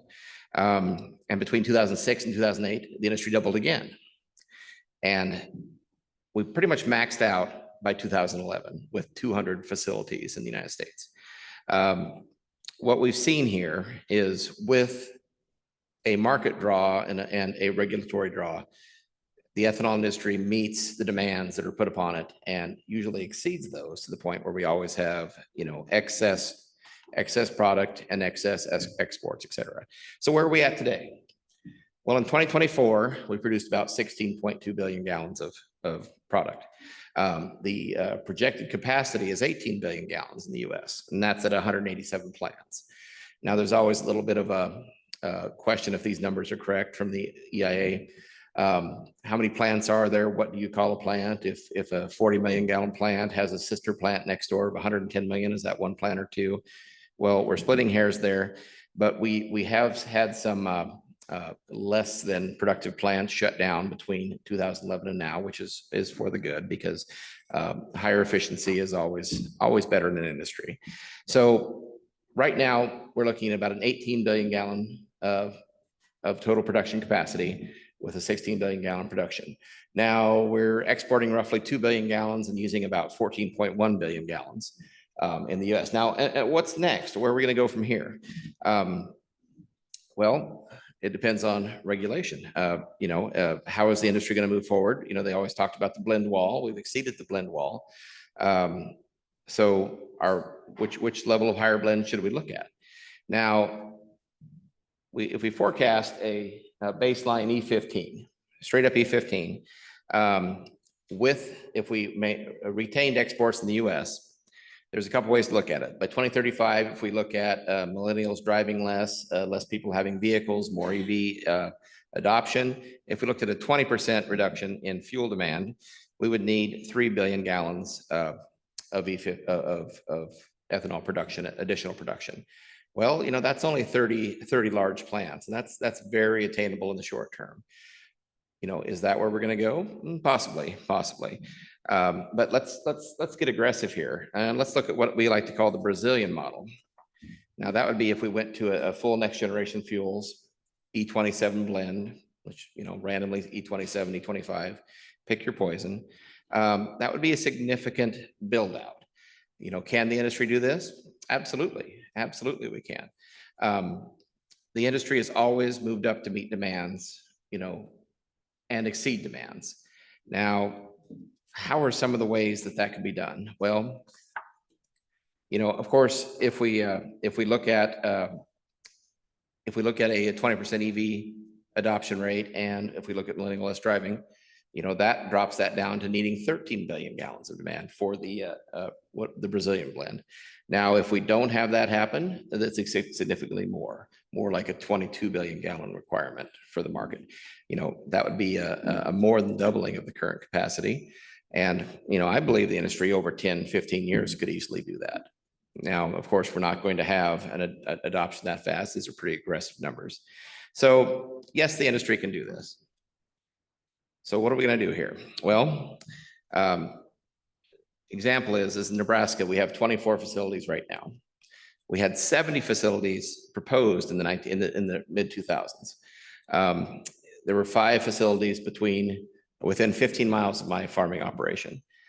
2 were built. 1, there's steel on the ground that I drive by frequently and wonder, well, I wish that would have been built. And then 2 that were never got off the ground.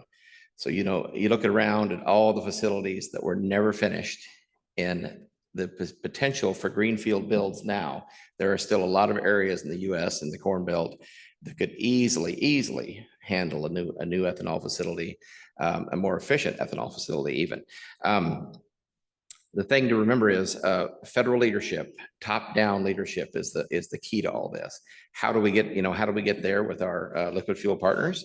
Well, that's up to this group, of course. And how much ethanol can we reduce by when? When can we get there? The 2 ways, of course, are greenfield builds. Now, with a greenfield build, the cost is significantly more because you have to start dealing with rail. You have to start dealing with brand new storage facilities, new permitting. It's a top-up build. Well, you're looking at probably $3.50 a gallon for a facility then. So a 100 million gallon plant would be $350 million. Well, that's significant, but in the right environment, it works out. Now, expanding current facilities is a real opportunity. You see this all the time. Right now, you'll see a shifting, for instance, in a new distillation process. Our local plant has increased its grind by almost 20% by doing a few little tweaks. And if you start tweaking individual plans, individual management structures, individual company structures, suddenly you see surprising increases in the amount of ethanol that we can produce, with the current facilities we have. So the question is, do we look forward in a situation like that where we're doing greenfield builds, or do we look at our current fleet, for lack of a better word, of production facilities and be able to move forward from there? I believe it's a combination of both. And what are some of the things that we can do to expand local or current facilities?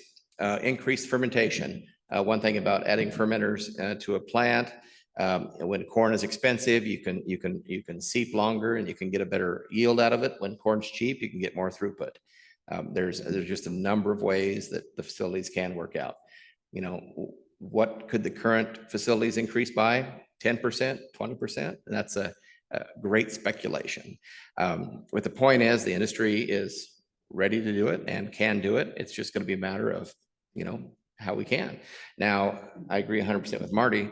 There really is no situation where there's not enough feedstock to produce the ethanol that the country needs. And especially with any EV adoption, just helps those numbers. And we're there to facilitate and help. So thank you guys very much.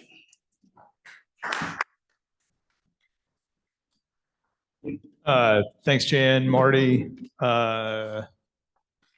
Time for a question or two. Anybody have any? Yeah, Chip.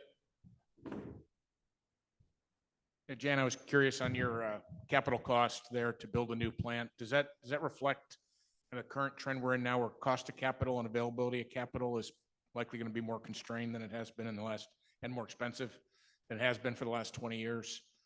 Just curious if that was factored into that, or is that just the? No, that's construction just costs? base cost. Yeah, so what are your thoughts on capital availability to do all the things we want to do? Well, a lot of people lost a lot of money in 2008, and those memories don't die easy. And I personally lost a ton of money in 2008 on investments. And but I mean, hey, water on the bridge. I made more selling corn than I ever lost in an ethanol plant. So it's going to have to be it's demand driven, and we're always right there, just above where demand is. And obviously the 2 billion gallons of exports is where we show that. Or if it wasn't that case, we'd be at 14.6 billion gallons of production and have a tiny bit of exports and just barely enough to pipeline anything else. But capital is going to be a huge problem. The biggest thing that I hear from talking to builders and the electrical issues are going to be huge. People don't understand how tight we are on electricity.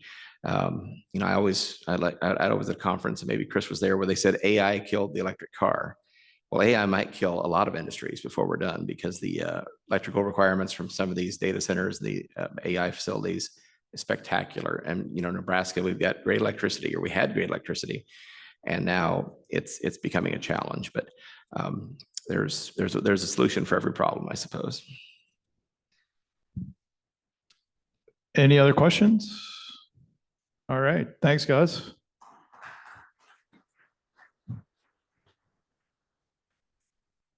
Turning now to the vehicle side, we've got Mike Hardrick from the Alliance and Steve Przmitsky from US Car. Come on up.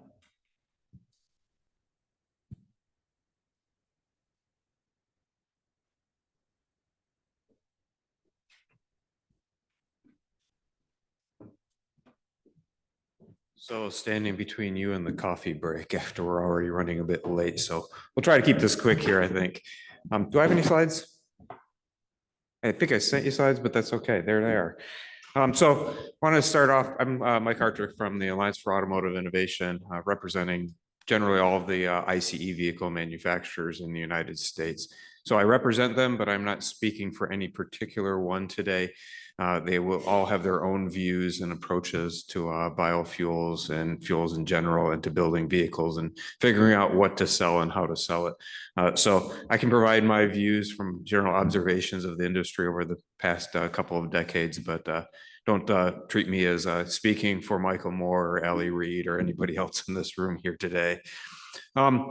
So with that, I would say the present regulations haven't been favorable to building FFVs. Others have noted that.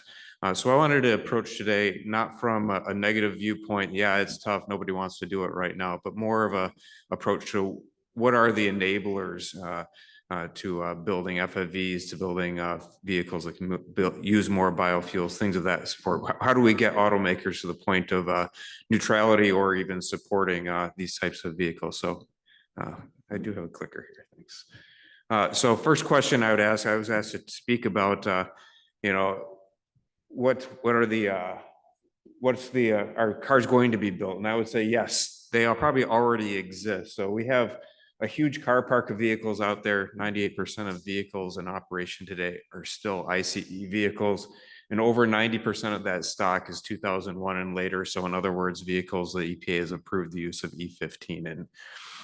So let's talk a little bit more about future vehicles. Long-term, the EIA is projecting that the US vehicle stock of ICE producing, or ICE, excuse me, liquid fuel burning vehicles is going to be dropping over time, but it's still really large. I mean, we're still talking about 100 million, 150 million vehicles that are using liquid fuel. So here's where we get into what would it take automakers to see these as positives to biofuel type vehicles, FFVs, vehicles that can use higher blends of ethanol. So first point here, a drop in for existing vehicles if possible. So that's going to potentially provide really large environmental benefits on the legacy fleet. And I would say just in general, evolution is going to be much easier than revolution for automakers. When we start talking about vehicles that have to be completely redesigned to use a new fuel, that's a lot of work, that's a lot of money to make those things happen. If we get to the point where we have a vehicle or a fuel that can be dropped into an existing vehicle with minimal changes, that's a much easier business case. There's a lot less testing, a lot less development that has to happen. Number two, customer acceptance. And I assume that Alexander Edwards is going to touch more greatly on this here in just a few minutes. So I won't steal any of his thunder, but a lot of my thinking comes from things Alexander has told me in the past. So, and I think you'll see some of the ties when he talks. So I'll just stick to a couple core points here. Availability of the fuel. Is that fuel broadly available? You know, so is it distributed geographically broadly? So can I get it across the entire United States? So I know it will be there as a manufacturer if I'm trying to sell it to somebody, and is going to be broadly available in a fuel station. So am I asking my customer to go and find the one pump in the entire station that has a yellow handle, or am I asking them to go find the black handle pump that has all the fuels right there, and I don't have to go hunting down the specific station or the specific pump to make that happen? Second thing that manufacturers are probably going to be looking at if they're considering building a vehicle for a new fuel, you know, what's the ease of use of it? Are customers confused by what to put in the tank or how to put it in there? Does it require the special nozzle with a square end, or is it just the same nozzle that it comes out? And again, I press 87 or I press 88 or I press 89. You know, what's going to be easiest on my customer to use? And third piece of customer acceptance that I think manufacturers will be looking at is value. Does that fuel cost the same or less than other options or the prior fuel that's being displaced? So we're not looking to burden our customers with additional costs by going to this new fuel. Brings me to the second or third point here. We want known instead of highly variable properties. One of the real challenges with E85 isn't necessarily the materials that have to go in the vehicle. Yes, we have to change some of the materials in the fuel system. We may have to change some of the materials in the engine, but there's a whole lot more to this than just materials alone. You know, we have to calibrate the vehicles to use multiple blends of fuel. You know, we don't know what fuel is going to be used on a day-to-day basis. So if we know the properties of the fuel and it's not highly variable, in other words, it's a tight band of properties, we can design and optimize for that fuel to maximize the benefits from whatever improvements are being made. We can reduce the development and testing associated with designing that vehicle to use multiple fuels or to a fuel that could have multiple properties that we have to account for. It's also important for emission control design and the powertrain diagnostics and emission control certification. When I have two fuels, I've got to certify that vehicle on two fuels. And if it doesn't certify well or easily on one or more of those different ends of the blend, if you will, that becomes a challenge to me that I've got to address somehow. So in short, a multi-fuel or multi-property fuel solution is going to be a cost multiplier, which is a challenge to automakers to support. So I think the important question here is how do we ensure customers use the fuel if other multiple fuel choices are available? So we want a fuel that customers are going to want to use. We're also going to be looking at minimal impacts or favorable impacts to other systems in the vehicle. So we want to avoid formulations that are going to degrade performance or durability of the vehicle. So how many negative things do I have to address when I'm working with a new fuel? We also want it to return better performance if that's possible. We don't want a fuel that's going to have a negative effect on acceleration or emissions control, or anything that, something else that I have to deal with that degrades what the customers are seeing in the vehicle. So bottom line, if it's not a drop-in fuel, we're going to need some lead time to deal with that. It's going to take several years to do all the testing and all the verifications and make the vehicles available. And when that happens, when the vehicle hits the road, the fuel has to hit the road too. So we also need neutral and favorable regulations. So neutral regulations, something that allows the use of a new fuel without penalizing it. So do I have a way to, do I have the regulatory environment where when I put the new fuel in, I'm not dealing with some other negative consequence within the regulatory environment? Incentives are always helpful. If there's better emission and fuel economy performance without the agency increasing regulatory stringency, that's one of the real challenges we face. Whenever we start talking about lower carbon fuels, EPA looks at us and says, yay, we can lower the greenhouse gas requirements, and we'll just count that as part of what's the possible enablers. So we don't see any benefit from it at that point. And then on the other hand, I've touched on this regulatory side a couple of times. I am a regulatory wonk, if you will. The disincentive, are there tighter regulations on emissions or systems that are negatively impacted by the new fuel, or regulations that cannot be met with powertrains that use the new fuel? And finally, autos, we don't support technology mandates. The regulations need to support environmental energy progress without picking a winner. So that applies both to the EV space, but it also applies to a new fuel space. Now, finally, the automakers, I think somebody used the term return on investment earlier, and that's where I want to head here. There has to be a value proposition to a new fuel. Is there a customer interest in fuel and willingness to pay for the vehicle technology that it takes to implement that fuel? What is the anticipated market size for using that fuel? So, I touched on the availability of the fuel and the customer's desire to use the fuel. So, as an automaker, automakers will be looking at, how many people are going to want to use that fuel, and the smaller that market becomes, the more the customer has to pay to cover the fixed costs plus the margin to make a profit on that vehicle. So I think there was a letter sent, I think it was Indiana Corn Growers and a couple other groups to Ford recently, and said, hey, we really want you to build FEVs. And I can't speak for Ford, Ford's CEO and what he thought of that letter. But, my gut reaction to that approach is, great, how much are you going to pay me for those FFEs you're going to build? Put it another way, if I'm going to build a high performance car with a special package, I might build 5,000 of them. Well, I can build 5,000 if somebody's willing to pay me $5,000 or $6,000 more for a special paint package, right? That's a really easy value proposition. If we're talking about fuels, there has to be enough people that want to buy that FFE and pay for all the technology that goes into the FFE to want to produce it. Finally, non-monetary value to automakers. These things can be sustainability. Are we, somehow showing a lower carbon? This gets into the car park, things of that nature, or regulatory compliance benefit, or avoidance of regulatory costs associated with it. So to me, these are the things in a nutshell that I think make up what would bring automakers to a neutral or supportive position on new fuels or FFVs, things of that nature. Thanks.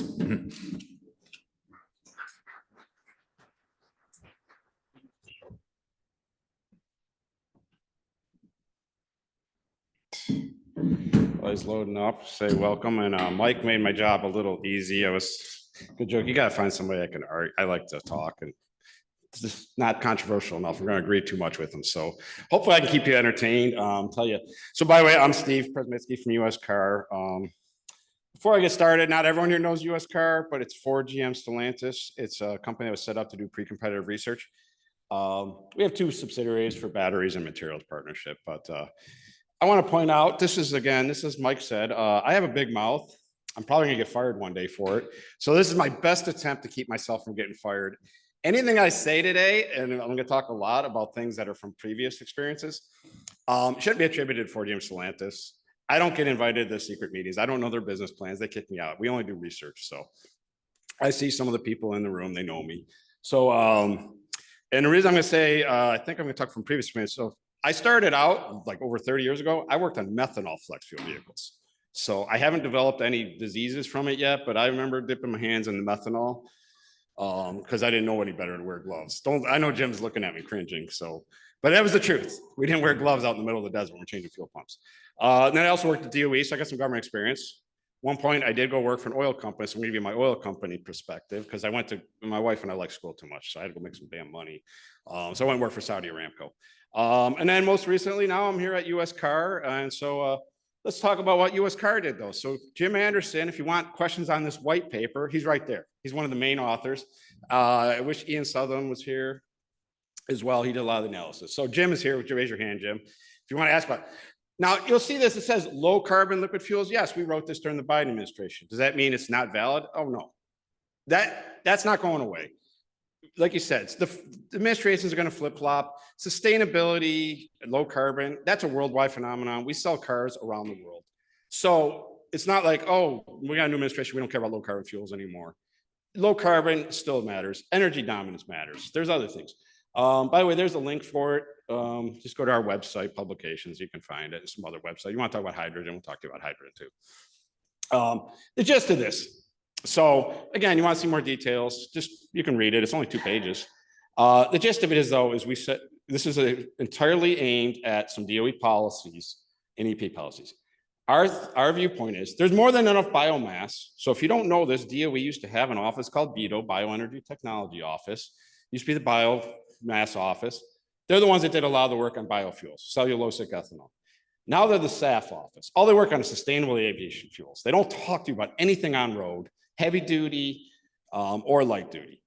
So we said there's enough biomass, and even with electrification, you're not going to meet what was then the previous administration's goals for net zero. So why not use some biofuels to complement it? And the worst case that happens, you do a little bit good for the environment, you do good for the agriculture industry. I don't really see a big downside. So that's our main point.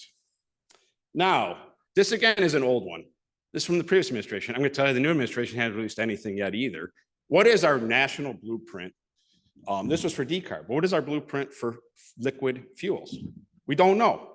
I'll be in DC next week. We're going to try and squeeze whatever information we get out of the politicians who don't answer questions right now because I don't know if they know yet. But back under the previous administration, under sustainable fuels, I love this big old TBD. It sat there for almost 4 years. It never got converted from a TB to anything other than the TBD. And we're like, okay, so what is your plan? Our plan is for the vehicles to go away. That's not a good plan. Vehicles, you know, we showed the car park. We're going to be burning liquid fuels for as long as I'm alive, and hopefully that's a long time, but it's going to happen. So what are we going to do next?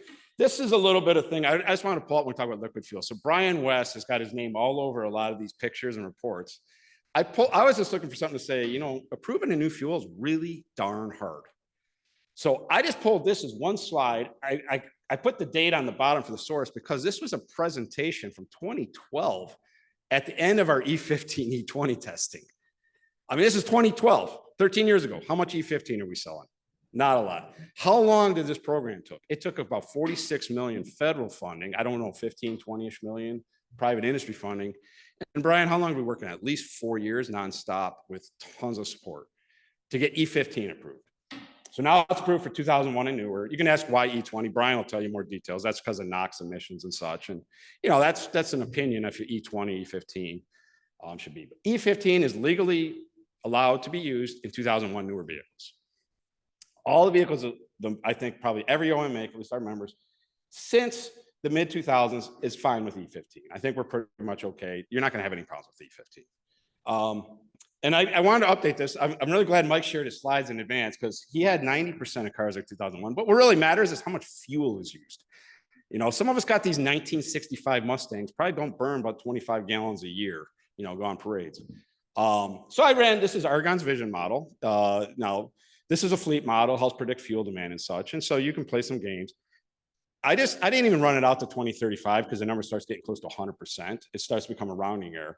But today, about 98.5% of all on-road gasoline is in a 2001 and newer vehicle. So you can almost say, if you put E15 out there, it's a drop-in fuel, essentially. I can't call it a true drop-in. I'm not an EPA guy, I'm not a regular, but it's darn near close. Almost all the fuel burned is in a 2001 and newer. So the other thing is, we already mentioned this. I'm gonna just put this out there. Boutique fuels, you said drop-in fuels, that's all we need. We're not gonna talk about, if you guys want to talk combustion, there was like every damn combustion regime and acronym you could think of. There was PCCI, HCCI, GCI, all different regimes, all had different fuels. When I worked for Aramco, we were pushing low octane fuels, believe it or not. Because we were pushing like diesel like gasoline. And we spent a fortune. I'm talking over $1 billion developing engines for this. And it doesn't work because nobody wants it. It's just because by the time you get all this stuff, you got this bifurcated fuel system. You can't make the volumes work to spend billions of dollars on capital equipment. In the lab, you can get some cool results. So I'm out here to say publicly, we don't want some boutique fuels. We want drop-in. E15 can be drop-in. None of this fancy fuels. And we want to talk about flex fuels. Like I said, I was a flex fuel guy. Nothing wrong with that. I did methanol. It was a great fuel, except for, the cost and fuel economy. That's causing another problem with infrastructure. It may be you can make flex fuel vehicles. Where the hell are you going to fuel them? You can't just put E85 into an existing station. E15, it depends on who you talk to. And Christy Moriarty here is probably more familiar with infrastructure from NREL than almost anyone on the planet as far as the compatibility. You're probably okay with almost everything. E15, probably. I'm not gonna say it, but E85, I can guarantee you're not okay with most things. So just putting that out there. Not an FFE basher, but it's realistic. Are we gonna make FFEs? If we don't get any credit for it, and we're not getting credit if we don't sell any fuel, which we're not going to, we're not gonna make the vehicles. Again, this is Steve talking. Don't attribute Ford GM Stellantis. I kind of like this job. And then this has already been addressed. E15 volatility. Well, Congress can fix that. They did fix that. Now you can use E15 year round. So that one impediment is gone at least. So I want to make this quick. I believe in just a quick takeaway. So the one is liquid fuel is going to be around. 100% agree. The administration will change flip-flops. So biofuels, sustainable fuels, you will have a market somewhere. So that is an attraction to people such as the OEMs and others. The other one, E15 to me, this is me. Don't quote me. I don't want somebody at Ford saying Steve said E15 is a drop-in or GM, but it is essentially a drop-in fuel. And I know, Mike, you mentioned some PMI, low PMI fuels and such. If you want to use ethanol to decrease the particulate matter index of the fuels, that's more on the refinery side. That's your energy company people. As long as they meet ASTM specs, you put it in our tank, we'll burn it. And as long as it meets ASTM specs, there's a pretty damn good chance nothing bad is going to happen and it's going to be just fine. Nobody will be the wiser. Nobody will know any different. I know we did mention E27.5. Again, that is not a drop-in fuel. And while you can say, well, Brazilians said it was no problems. Well, that's not true. They sacrificed a whole generation of vehicles. They just don't have the same standards we do and the same details that we do to our vehicles. You may say, yeah, the vehicle's driving, that check engine light popped on because it popped the lean code. There's no problem. Well, the reality is that's not a problem For you as operator, that's a problem for the people in the APA, which causes a problem for the people that sell the vehicles. So we can't be having lien codes pop up. And then the other one is, we're talking about the new administration. So we are going to go to DC, and one of our messages is we are part of your solution. You guys want to be energy dominant. You want to have energy dominance. You want to support the ag sector. You want to support rural America. We are one of the areas you can do that with. We will burn your product. We'll take the product. Well, our customers will take the product. They'll gladly take it. You talk about costs. This is one, this panel originally said higher fuel quality. I was like, what are we really talking about? Ethanol, fuel quality? We're talking octane. So let's talk about octane. We would love your octane. First, get rid of the subgrade. This is against you. Get rid of that 85 garbage that maybe none of you are responsible for in the Rocky Mountain states. But we'd love to take your octane. And I'm not talking super premium like E25, because again, when I was on the energy company side, we hated the heck out of that. I fought you every step of the way. But if you can give a little bit of octane with E15, or you can keep the cost. So I just bought a newer car. Turbocharged cars like octane, they're usually almost all request or require premium. I don't like paying $1 more per gallon for my premium. If I could get that squeezed down just a little bit with E15, I think a lot of our customers would like it too. So with that, I'm going to shut up, answer questions. And like I said, don't kill the messenger, and don't go blaming me, Ford, GM, Stellantis if they contradict me later. This is my personal opinions. So thank you.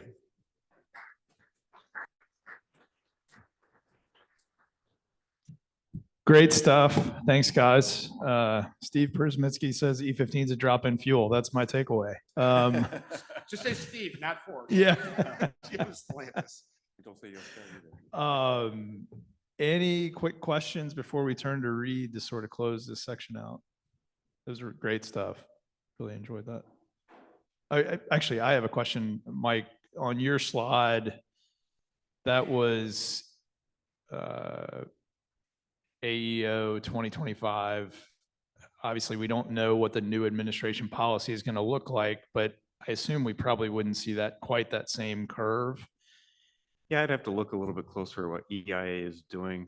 EIA is usually a little bit behind the times on regulatory development, so I don't even know if they had the multi-pollutant rule in there. But yes, if the multi-pollutant rule was in that analysis, then we should expect to see it higher. The point still remains. Sure. 150 million plus would grow if that was included. I don't think it would drop anymore given the where this administration is headed. Yep. Mm-hmm. Got it. Mm-hmm. Any other questions? All right, great stuff, guys. Thanks. Being negative.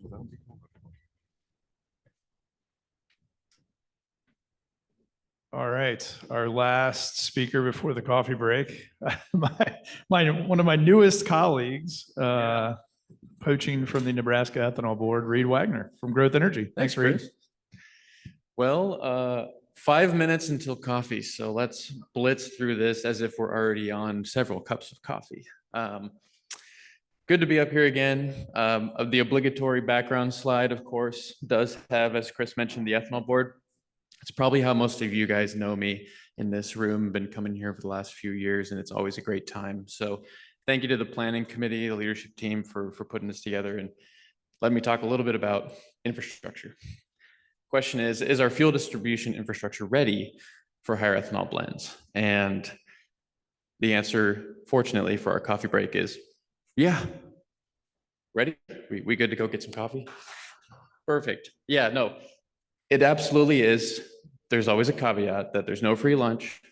Of course, things come at a cost, but there's been a lot of great work done in this room that has influenced UL standards, manufacturer statements, to be able to warranty and cover a lot of these infrastructure changes that we would need at the retail level to be able to dispense these fuels, of course, so that the automakers can choose to use them and we can have them in greater capacity in our existing distribution fleet.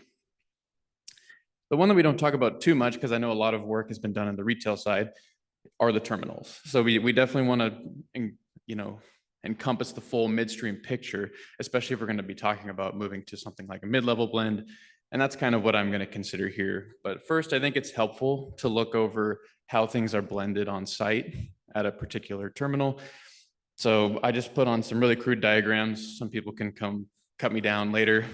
But really what we're showing is how things are metered, some of the ancillary equipment that kind of goes into it, and then highlighting that ethanol infrastructure is kind of an add-in, obviously, as you blend these at the terminal. So that's where your capital costs are going to be focused. We'll kind of piece all this together. But the first one is side stream. So you're going to be metering your minor product flowing into a free stream for your major product to be metered before your vessel or your vehicle for loadout. Next is a ratio blending scheme, pretty common, where both are going to be metered going in. I have a diaphragm valve shown here, but really I'm talking about higher control schemes there to make sure that we're operating at appropriate flow rates. Next is sequential. It's a little more manual. You can kind of select the different types of fuels that you want to go in for the blended fuel to be metered before entry to that vessel or that transportation. But this is where I really wanted to get to, is that green segment up here, ethanol, green because I'm a Cargillite, red on the Bob because I'm an ExxonMobilite in my past, but they're separate, but they, as market dynamics change, the terminals need to make pretty major infrastructure decisions.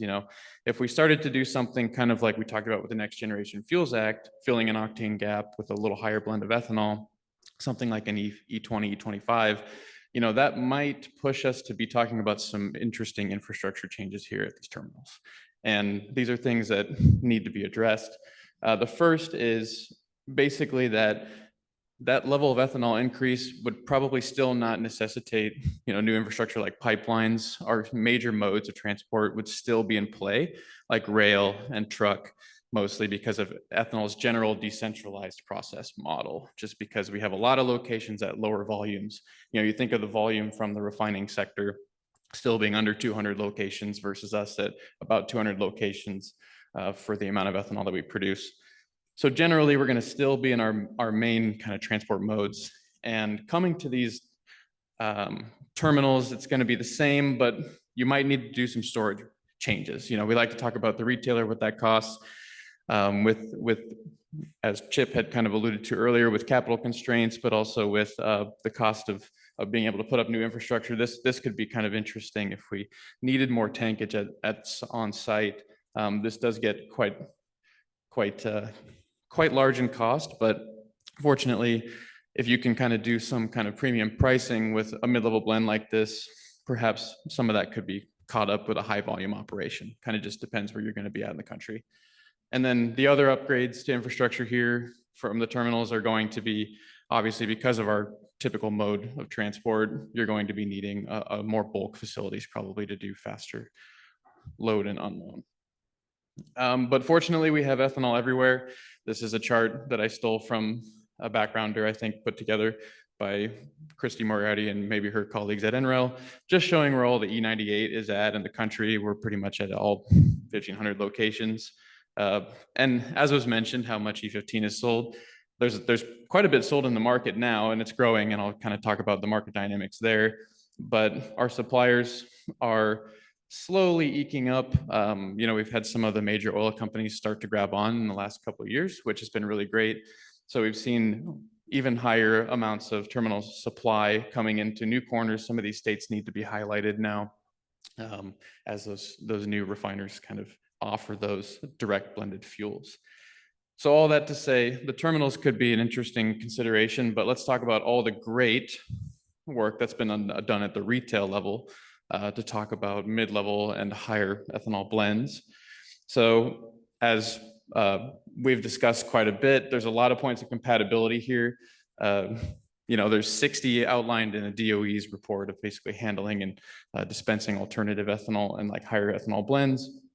So there's a lot of points here. They're not all, going to touch the fuel. They're just things to check on your way to being able to offer something like E15 and ensure you're compatible.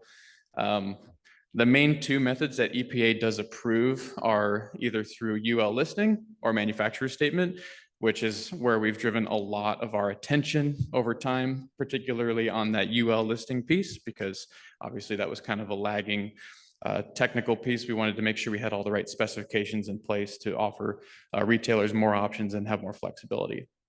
So on the dispenser side, We've seen a lot of great progress for major market movers like Wayne and Gilbarco. They have certified basically all their dispensers to be compatible to E15, and they've made statements about E25 and E40, and they've petitioned a lot of UL standards to be able to be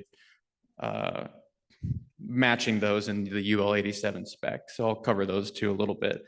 But we've seen great movement there from the majority industry partner in the dispenser area, that we are now talking about compatibilities of mid-level blends up to E40, which is really cool.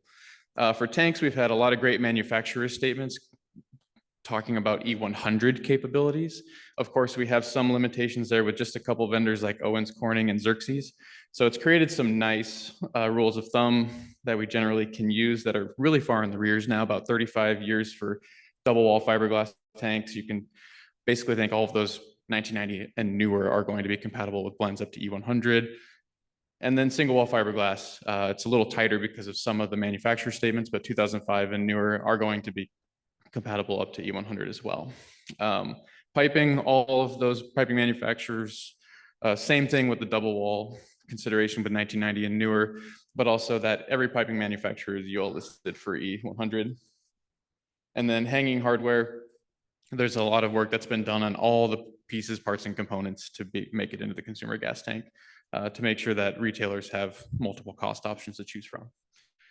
So one of my favorite things I like to highlight is back in the day when we were talking about E15, UL came out with some data and a statement that said, hey, you know, E10 infrastructures in our dispensers is compatible for E15. Of course, they got slapped down pretty quick by our partners across the aisle in liquid fuels and created a lot of these, what you would call companion standards from UL, you know, 87A, 971A, things like that.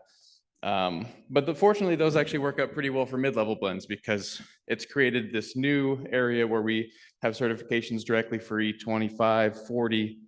And Steve, I wanted to highlight as well that most of these have an E85 component. So you are able to go out and purchase infrastructure for full compatibility for E85 combined with the manufacturer statements of our underground equipment. You know, we've been dispensing E85 for a long time. We can certainly do that. And that's been baked into UL for quite some time. So feel free to check out UL's compatibility database. It's really great. We've done a lot of great work to make sure that everything that's going to be touching that class 1 fuel, that ethanol fuel and that blended fuel is covered for E10 basically through 85. And there's obviously some work maybe going on to fill out maybe some of this work on DFE. As you know, that's a dark gray column here. We'd like to fill in some certifications there.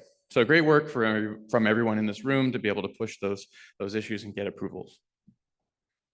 I think, as I mentioned, looking at the idea that no lunch is free and how much is your lunch going to cost, I think it's important and to look at adoption of E15 because that's kind of been demonstrative of what's needed in the marketplace.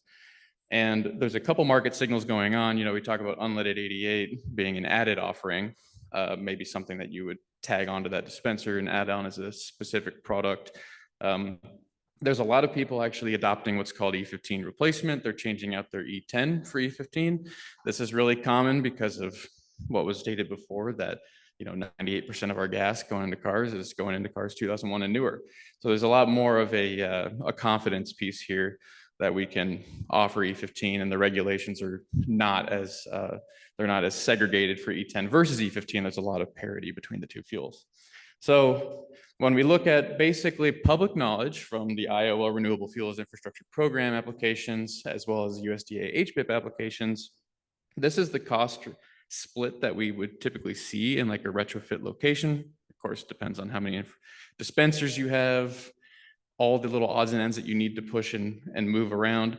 But, you know, that drop-in replacement, Steve, you're never going to live that down.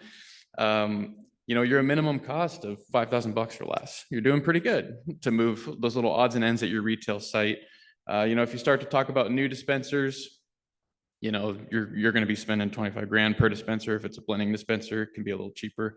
If not, and then of course, for a full petro update, adding a tank, doing an added offering, that kind of thing, those are traditionally high costs that we do know about. And retailers will often do that as, well, I'm hitting my 35-year marker on this tank, it's probably time to lift it up and choose some new things. So we do see some of the retailers taking advantage of these opportunities to get those Petro updates done.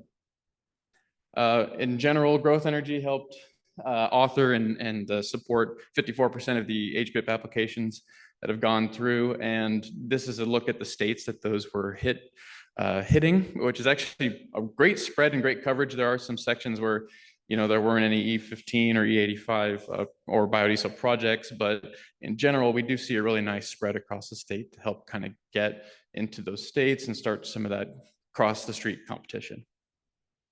So retailers can not only use HBIP and other infrastructure grants, but there are state incentives. Various states have a per gallon tax credit that they can utilize. I myself, being in Nebraska, am well known to their higher blends tax credit, which basically is sitting at 8% now, or 8 cents now per gallon, goes down to 7, then 5. But those have been really instrumental in getting more ethanol blends into the fleet.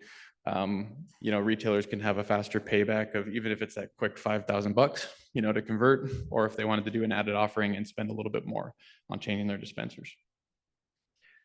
Just as a snapshot of where we're at with E15, I think this is also instrumental for voluntary adoption of these kinds of fuels. We are rising. We're over 4,000 sites now. You can see some of the names on here. Most of the time it was unbranded locations, but we're starting to get some brands in there. We're getting kind of curious and throwing them in their own sites, which is really cool to see.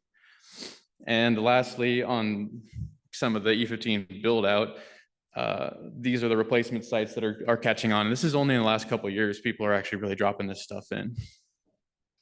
And the final note I wanted to make in terms of compatibility is that Source North America actually estimates that about 3% of this fuel infrastructure gets turned over each year.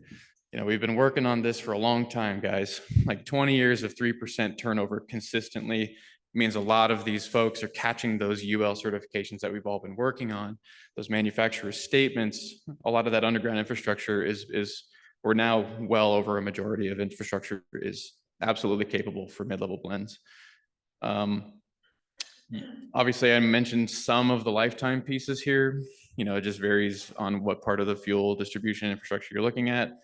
But I do think that there are some extra policies here that aren't talked about much, which are, in California, they are requiring all double wall fiberglass tanks, and they want that done by 2026. That bodes really well for us. Basically, blanket creates compatibility, as all of those are rated for E100 past 1990, and all of those that would be converting are brand new. So we're sitting in a great place. And New Mexico, of course, has a similar kind of policy adopted in other states, where if you're going to be replacing different pieces of your UST, they do need to be that same secondary containment built in as a double wall installation. So there's a lot of really great stuff that is driving our compatibility to inevitability, really. So again, are we ready? The answer is yes. I have an exclamation point now, but I'm going to put a little color to that, where, as I mentioned, with high capital costs at terminals, the great thing is that you can leverage the existing blending practices for things like mid-level blends. You can use a lot of that existing capital infrastructure. If that investment is required, it might be high, but those are high volume operations that could hopefully, be able to recoup those costs much sooner than a small mom and pop retailer, out in rural Nebraska, Iowa, or Idaho, something like that. And UL listings have just gotten better and better over time. We're pretty much fully covered, anything up to E85 in all of the places that'll touch an ethanol blended fuel. There's just different cost options for that. And then these natural market dynamics will convert our infrastructure over time. People eventually need to take out stuff that's rotting, right? So that's going to continue to happen. And because of the work we've done, we're already there, and there's plenty of incentives to go around, because ethanol's got a great story with renewable fuels and building out emissions curb, reductions, as well as, of course, national security considerations. So a lot of these programs have great interest, bipartisan interest in continuing them. So I'll just cap it there. And I have a whole bunch of links to stuff that Christy Moriarty did. So if you're curious, ask her questions or me questions, but happy to take those.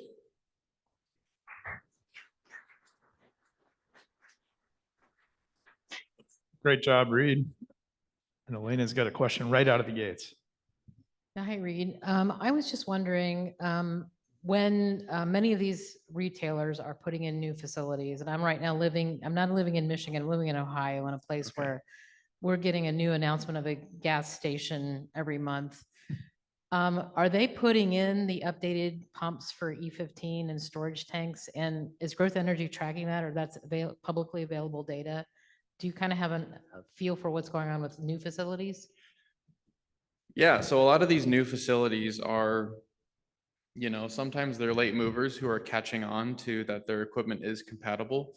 And with good margin, for their local supply, they're able to capture that in offering an E15 blend. So they're kind of making that math, work on their end. So a lot of those new stores that you'll see announced could be those replacement sites saying, oh, wait, I only have to spend 10 grand to get here, or 5 grand or something like that. But we do see with the new ones, all of that stuff is fully compatible, with minimal cost increase, to your point. Sometimes, our larger retailers will rip out a tank, put in a new one. But generally, when you see those announcements, they're trying to utilize as much infrastructure as they possibly can that's in the ground. And a key piece of that is that those retailers would undoubtedly already be offering an E10. So it's really not a huge hurdle for them to be able to switch over those little odds and ends on site. Yeah, and as far as, I guess, publicly available, it kind of depends on the retailer and if they're just doing it on their own, or if it's part of the HBIP program or one of these state programs. Good That's point. Yeah. And one thing I will also mention there is that the EPA does have a broad UST database. So you can go in and you can see, who's got a UST, what its construction is based on it's kind of an arduous tool at times, but you can go in, type in an address, get into that location, and you can see what their underground infrastructure is starting with. So that might be helpful for you too. Dean, and then back over here. Hi, Reed. Hey. I had a question about your assumption that there may need to be new storage added for ethanol. And I was wondering if you ever tried modeling that from a dynamic standpoint rather than a static, given that this new fuel would be coming in over a long length of time. And this goes back to a conversation Brian West and I had years ago, as in addition to increasing the number of tanks dedicated to ethanol, you could also, on a short-term basis, increase the velocity that the fuel is moving through, more deliveries. Right. And then as you substitute ethanol for blend stock at the terminal, then you're going to free up tanks of blend stock that are no longer being used. So from a dynamic standpoint, are you absolutely sure that you have to add storage at the terminal? I think that's going to be location dependent, especially depending upon the way you're storing your finished products.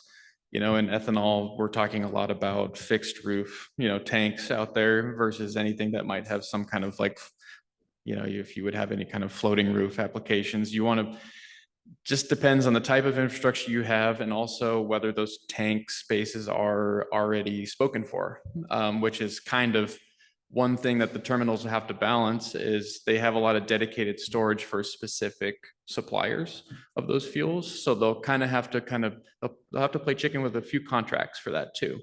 That's just another variable in that dynamic equation, right? Of if they're going to be storing a finished gasoline product, what does it take to move that to a different place? Can I blend that with other products?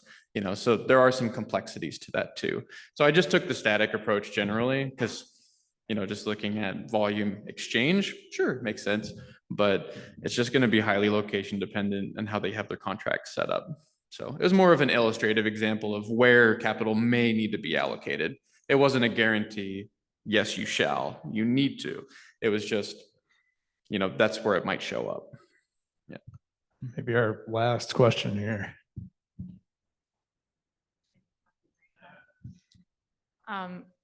So when you said that, going back to the infrastructure, Elena's question, So you're saying that everything newer you assume is compatible with E15? So between a station that was selling E10 and they're putting in new E15, what's the difference really? I mean, or are they putting in E85? I'm sure there's a cost difference, or is it, I mean, It really depends on the way that they want to offer the fuel. For instance, if they're going to be using blending dispensers that have like an E85 nozzle to them, which, you know, we've seen over time, people adopt that so they can blend right there in that unit. Everything there must be compatible, right? To kind of move through the system to offer that 15%. If you have a pre-blended E15 coming in, the major questions come from that underground storage system. And that is where we see a lot of those manufacturer statements coming into play. And that's why we've created those kind of rules of thumb, or at least not created, but they've naturally bubbled up of these specific years, looking at those manufacturers have said, hey, everything 1990 and newer from my fleet of equipment I've provided is compatible with, essentially blends up to E100.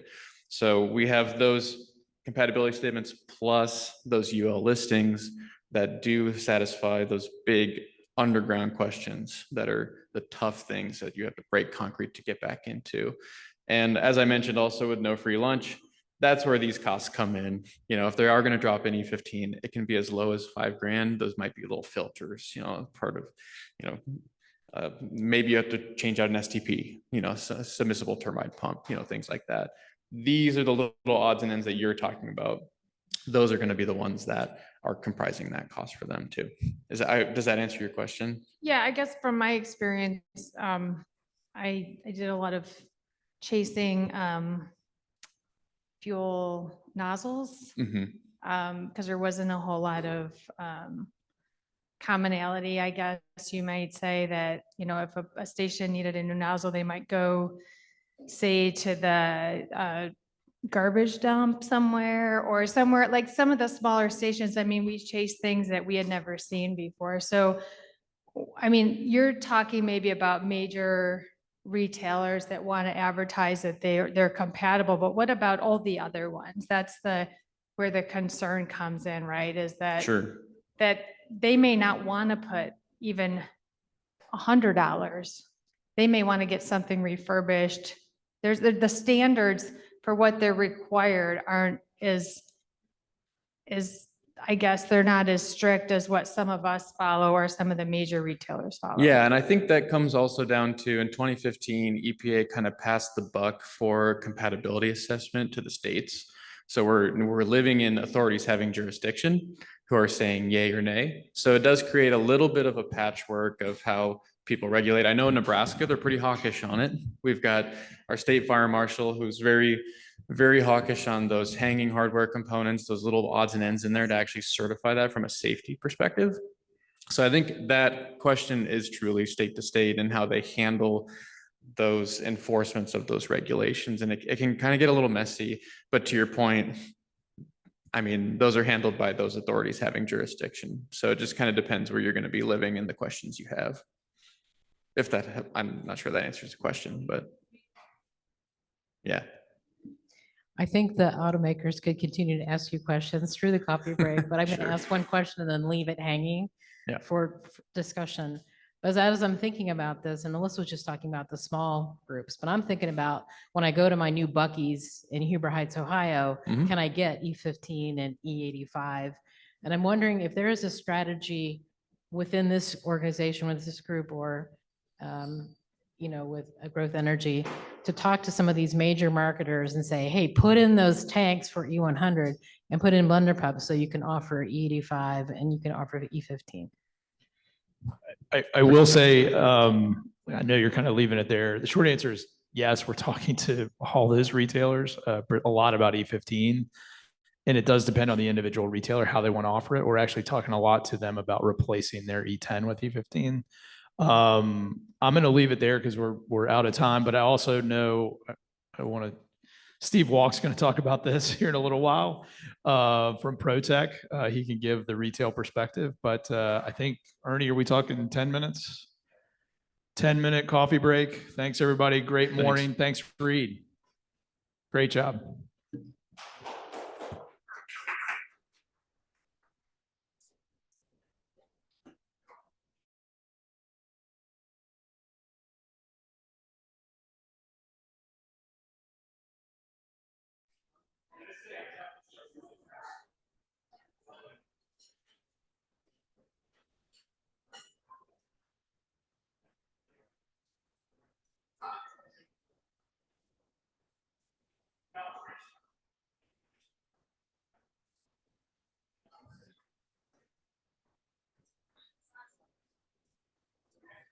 All right, everybody. I know that was a short coffee break, but we got to try and get things back on track, as I know folks have some flights, and see if we can get back a little bit on schedule. We're going to move on to the communication side. We've talked a lot about a campaign to drive messaging. Yeah. So we've got Miles from Deere back up, and we've got Alexander Edwards from Strategic Vision. We're going to turn the floor over to them.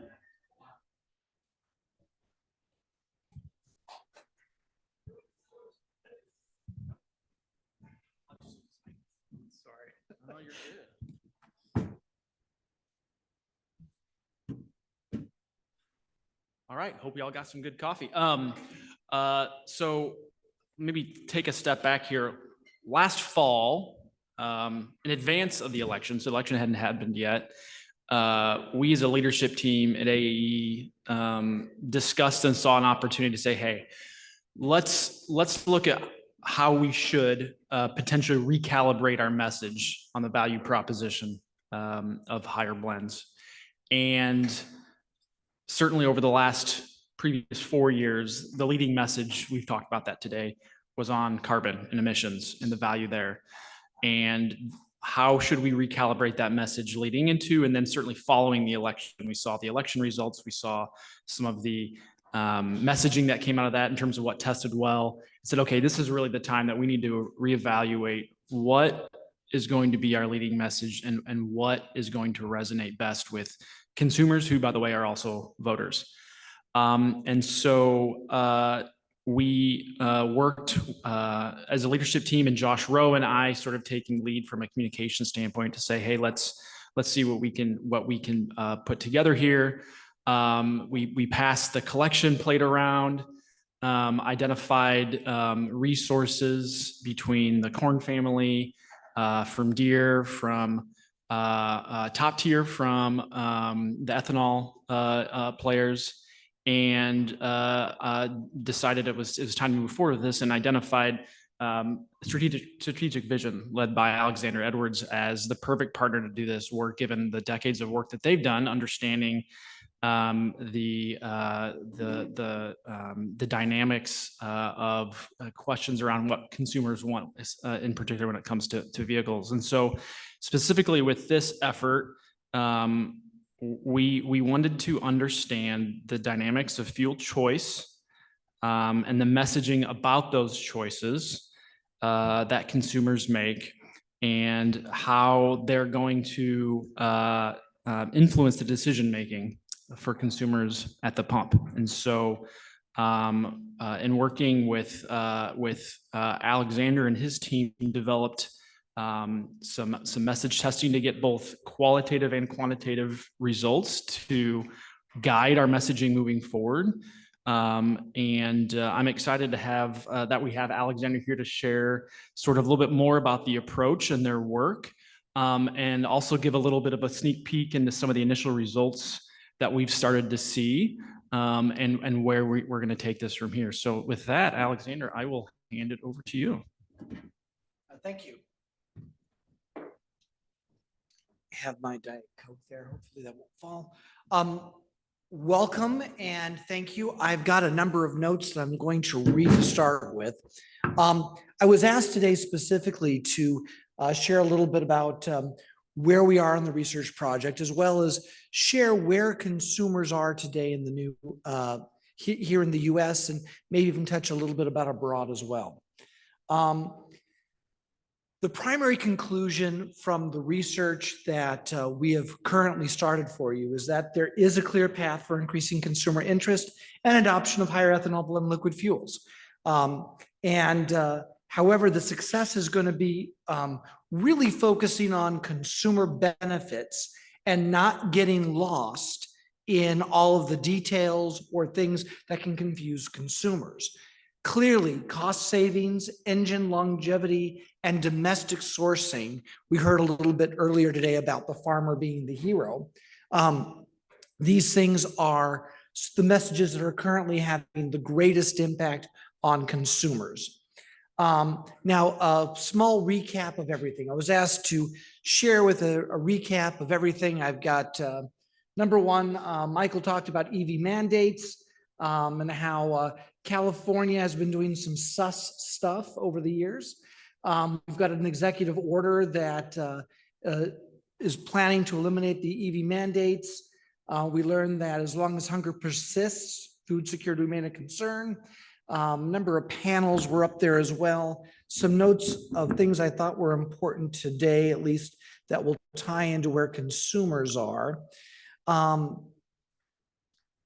Anthony mentioned at the very beginning today that it's right now you have a time where you've got policymakers, sort of, an administration, absolutely, and consumers that are right now ready and willing to take this journey with you to increase the adoption of these types of fuels and are not only interested in learning more about it, but are ready to consider and adopt it.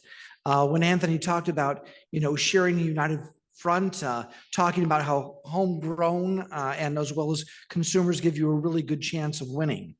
As I mentioned earlier, Miles talked about supporting the farmer. The farmer is the hero, and that's one of the things that we learned. And Chip also mentioned that EVs are not going away.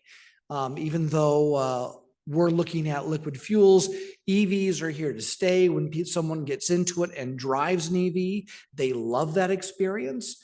They love the acceleration that comes when they put their foot there on the accelerator. And so we can't just think, okay, hooray, EVs are not going to be around anymore. We learned a lot about feedstock, the billions and billions of tons of food crops that are there. I took one note saying that if a third is for food for human and 2/3 for human and for animal feed, if animals are what they eat and we are what they eat, then we're technically all vegetarians, which my daughters will be very happy about. Jan talked a little about, can we meet the demand for E15? The answer is yes. A number of other things were shared, but for that, I'm just going to move on. So I was asked to share a little bit about who we are. Our main focus at Strategic Vision is to understand how and why consumers make decisions. We've been doing this research for quite some time. Myself personally, I've been doing automotive research since the mid-'80s. My first presentation was back in '77 at the World Trade Center, showing how you can use these things called computers to be able to gather natural language from consumers to then be able to aggregate it and then predict what they're going to do in the future. Everything we do is based on value-centered psychology. Value-centered psychology can be summed up simply in a metaphor of a tree. You have to have good roots in order to have good fruit. Good roots is security, trust, safety, confidence, comfort. If that's there, you can have freedom, which is expressing your individuality, being free to make decisions, free from worry. That leads to esteem, which is fun and excitement. Prestige, that leads to balance, having your needs met.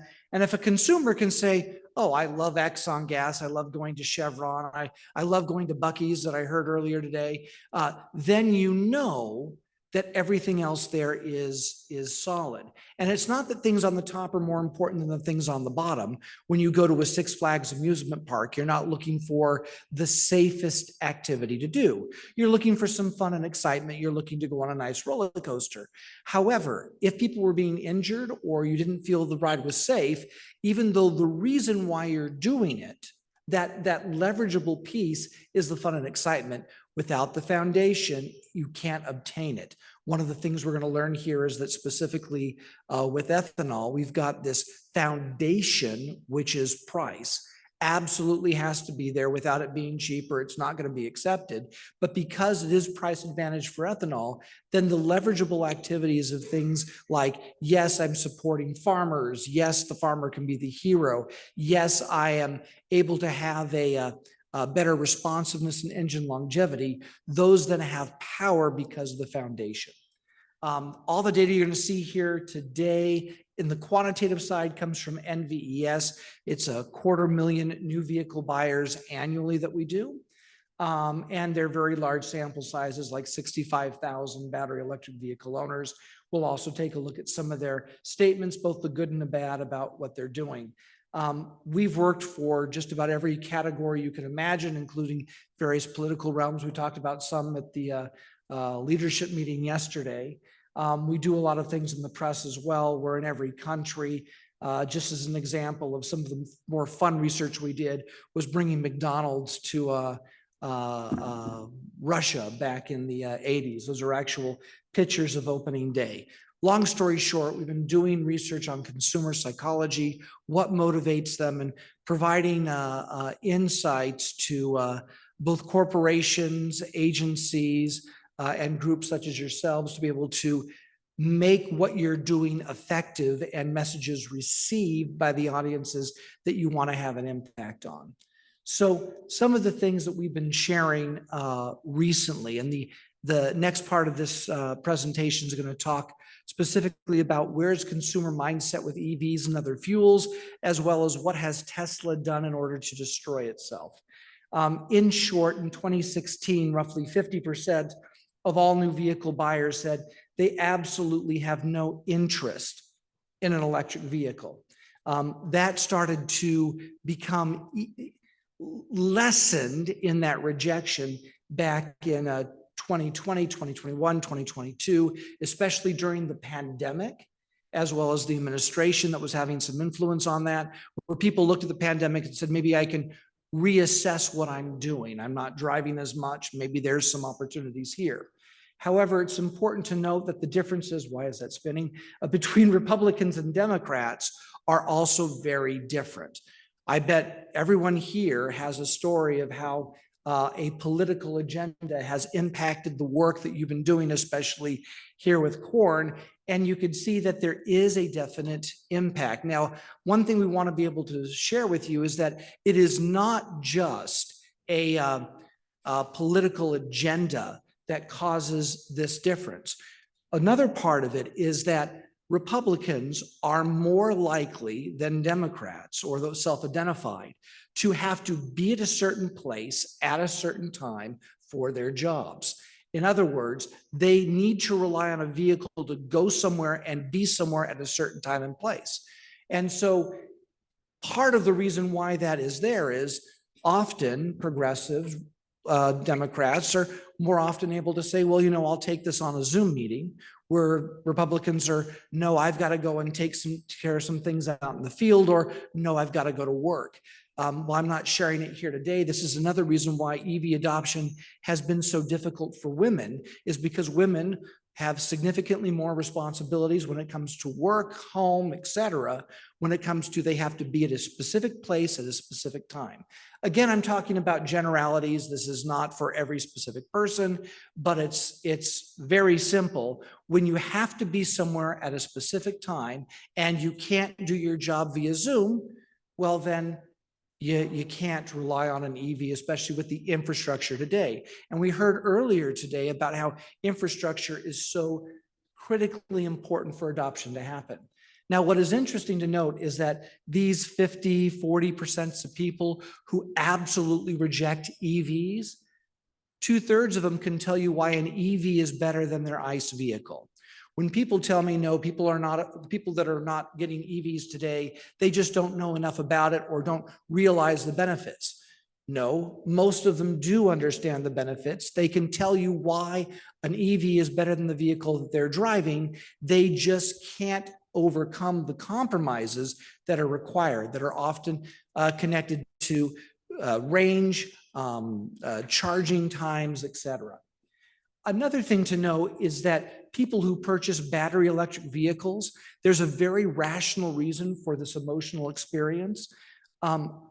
battery electric vehicles drive more per month, have a greater distance they travel on their daily commute, and they spend more time in traffic. There's a very clear reason why they're looking at these EVs, and they're fulfilling a purpose. Range is at least 300. So long as we're relying on current lithium battery technology, it's going to be very hard to get significant adoption with some of the solid state things that are coming out of China. This certainly might change where everybody will be happy with 400 or 500 plus ranges. Right now, most consumers are pleased with their charging systems, but that's because they drive Teslas. If we take Tesla out of the data, then they're dealing with things like the Electrify America charging network, and they're having a terrible time. They absolutely are not happy with it, and it's causing them to revert back to ICE vehicles. As a small primer for who these buyers are, people who purchase battery electric vehicles, they're Gen X, Gen Y, they earn about 150,000 average. They like to travel the world, they hike, they manage their investments, and they're looking for something that is innovative, smart, and cool. And as we know, $175,000 annually is not the median income of your new vehicle buyer. In fact, it's almost twice that. Furthermore, if you think about the average American, it's way beyond. Part of the reason why for the past 15, 20 years, we've been saying that any EV mandates are delusional is simply because the consumers are not there to be able to accept it. We have a theme of our meeting today, which is liquid fuels are back. Well, for consumers, liquid fuels have always been the primary and ideal answer. Electrification is a smart, innovative, and fun thing to drive, but it is not the answer overall. They've always been ready and are with you. And as you go forward in a united front to the various administrations and policymakers over the next few months, while you've got this 2-year period to be able to make your case and find some success, the consumers are ready to go with you. Now, even though we've said that's all EV buyers, understand that some are about performance, some are about being green, and some are about being smart. One of the things to note is that being green is the smallest, or that has the fewest number of people in it of why they buy EVs. Messaging that you've tried previously about how ethanol or biofuels is a more environmentally friendly piece means almost nothing when it comes to decision-making when it comes to consumers. That's not why they're buying a vehicle. They're not buying a vehicle to buy environmentally friendly, to be more environmentally friendly. They're purchasing a vehicle because they specifically have a need where they need to get to point from A to B, and then they want to do that in either a fun way, a comfortable way, a way they can show off to others. Being environmentally friendly is not a primary issue. It is rarely a secondary, and usually in third or fourth place. Plug-in hybrid electric owners, often we've heard from various administrations as well as policymakers that these guys are just people who are trying out EVs. Our answer is that's not correct. Plug-in hybrid electric vehicle buyers are different people than electric buyers. Do not consider them the same group. These folks earn a lot less, and they're more into yoga and being peaceful. Hybrid folks, they are older and active, which is something Toyota's really focused on. Diesel people camp with bears and put stuff in their back of their trucks. So going into the political part about all this, we've been doing politics and fuel for decades. And one of the things that we've been sharing is that if you're a Democrat or Republican, again, these are generalities. So if this doesn't fit you, that's fine. These are generalities. You take a look at everybody all together. Democrats have a different priority than Republicans when it comes to buying their, and how they choose their vehicles. You can see the number one over-index piece that Democrats have over Republicans is they're looking for environmental friendliness. This is something that is more important to Democrats than it is to Republicans. Not that Republicans don't want to be environmentally friendly. It's just they don't want they're not putting a priority of environmental friendliness on their transportation needs. This is part of the reason why you see Democratic administrations are significantly more likely to do things like enact EV mandates or put a group of together called CARB to be able to make those EV mandates. That is absolutely a Democratic piece. It's then followed by gas, electric mileage, design, construction for safety, safety, value, safety, powertrain availability, et cetera. Republicans, where do they over index on? Image, power and pickup, dealership, so you can do a good handshake with the person you bought your vehicle from, styling, looking good, et cetera. And of course, product segment also follows this. Democrats are more likely to have smaller, fuel-efficient vehicles that are hybrids, plug-in hybrids, while Democrats are looking for sports cars and trucks. When it comes to powertrain, there is a definite political bias as well. You're about 2.5 times more likely to be a Democrat if you have a battery electric vehicle. If you're getting gas, you're 2.5 times more likely to be a Republican. In short, these are part of the reasons why you have so much pushback, is because both individuals from both parties think they're right and they don't. We heard a little bit, why are we fighting about all this? It's very simple. Democrats say, well, this is how it's going. This is my perception. Why are you having a problem with it? Republicans are saying the same thing, and that creates the conflict we listened to earlier today. One of the things that have always said about every product category is if you're selling to a general market, don't make something political.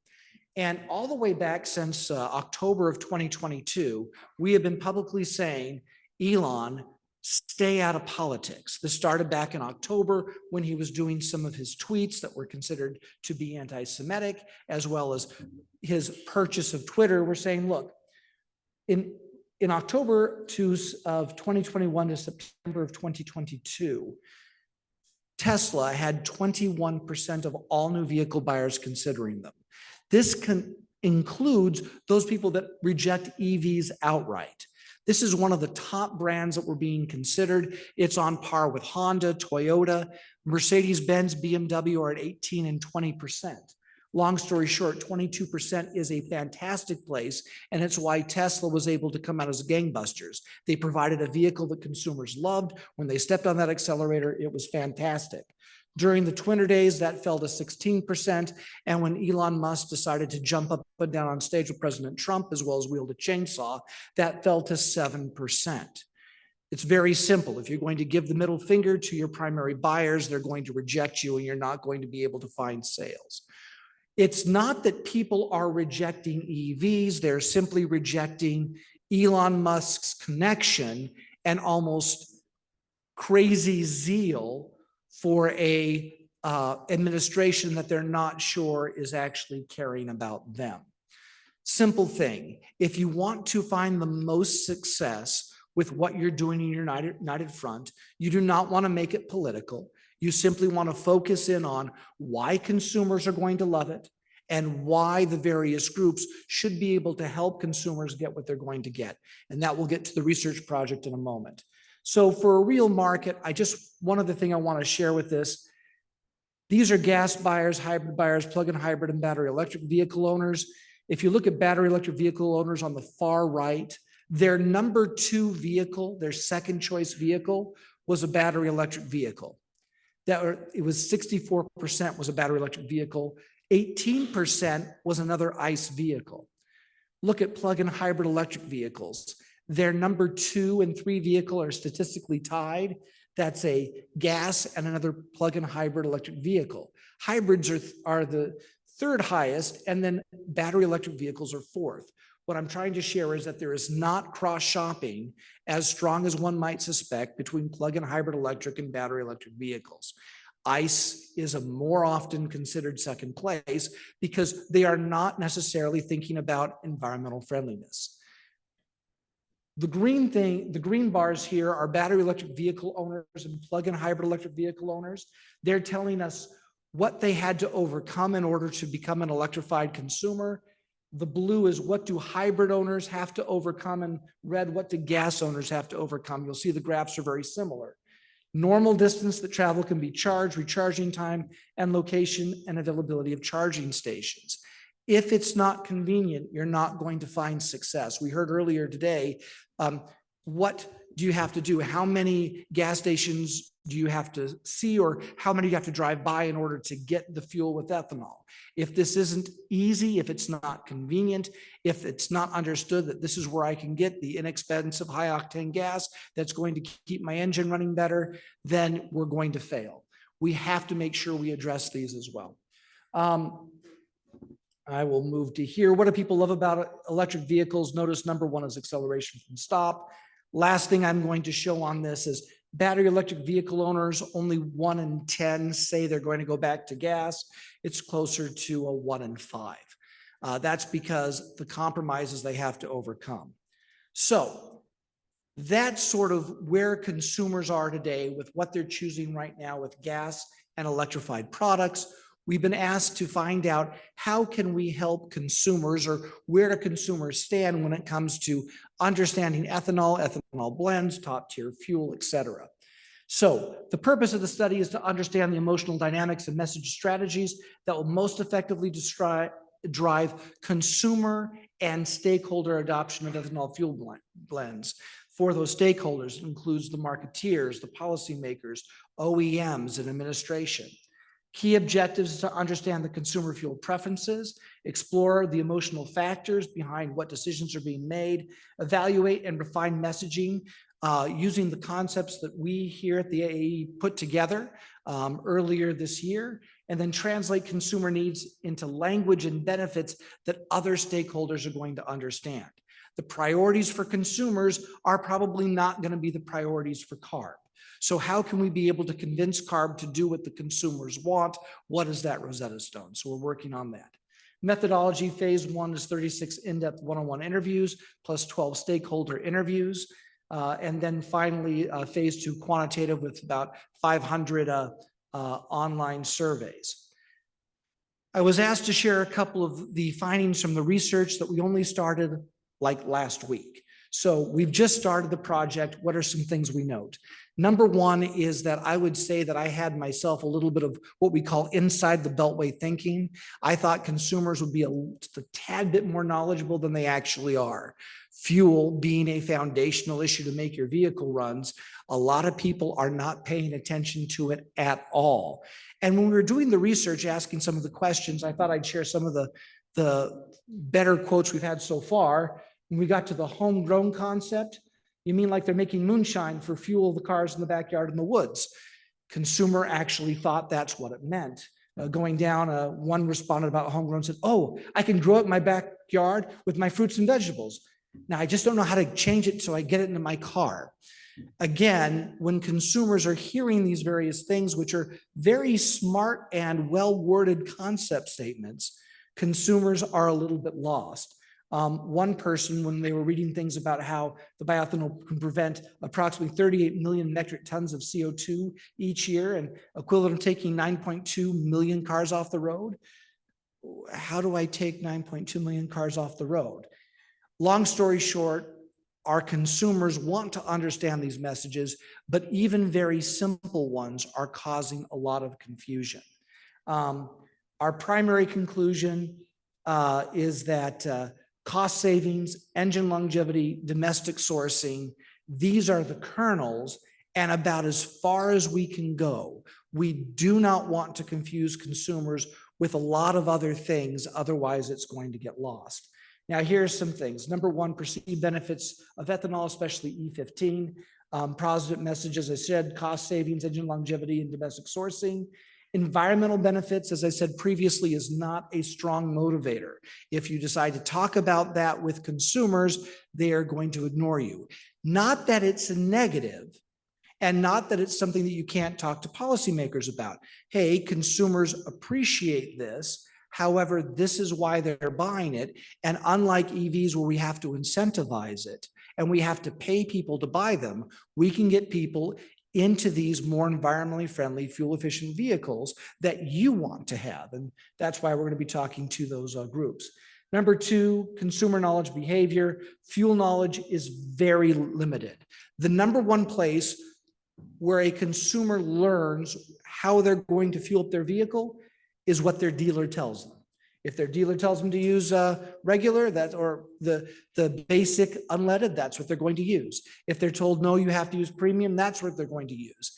If they don't have the dealer tell them, they will most likely take a look in the owner's manual and do what it says there. And then for the rest of them who can't read, they sort of choose the cheapest path that they have in front of them.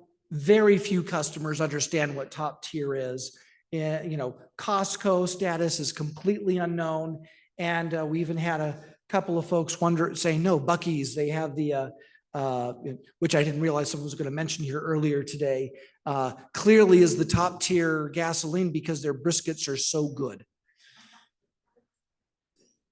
Messaging, substantial education is needed. The gap in consumer understanding means any messaging will require a large-scale awareness campaign to be effective.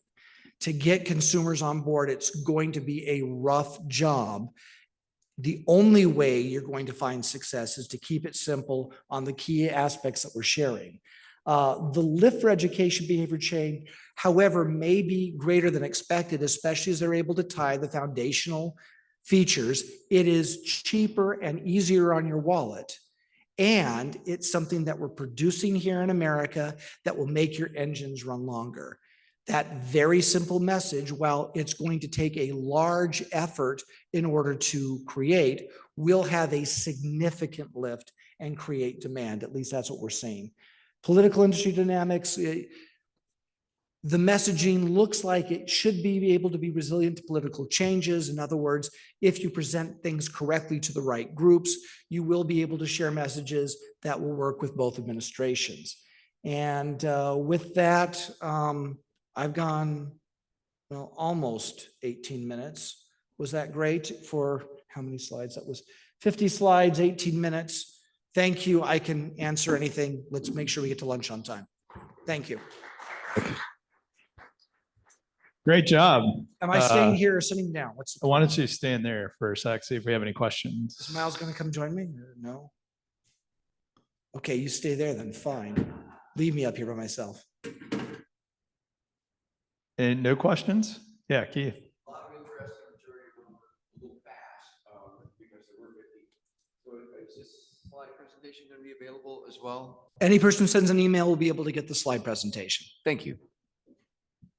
All right. Any other questions? People want lunch that badly. So when you were talking about the EV buyers, for them, like performance was like one of the main things that they enjoy about their EVs. Then you had some recommendations about how we should be talking to consumers, but that didn't include performance. So can you elaborate that a bit? So when it comes to performance specifically, the way that consumers are seeing biofuels, again, in this early stages of the research, we just started research last week. Performance, at least the messages that are resonating, are not that the car goes faster, that it's more responsive, that in fact, octane is something that they understand there's a word, they can't really understand what it means. But what they do understand is that their engine and what they're responding to positively in a way that will motivate behavior is engine longevity more than acceleration and then responsiveness.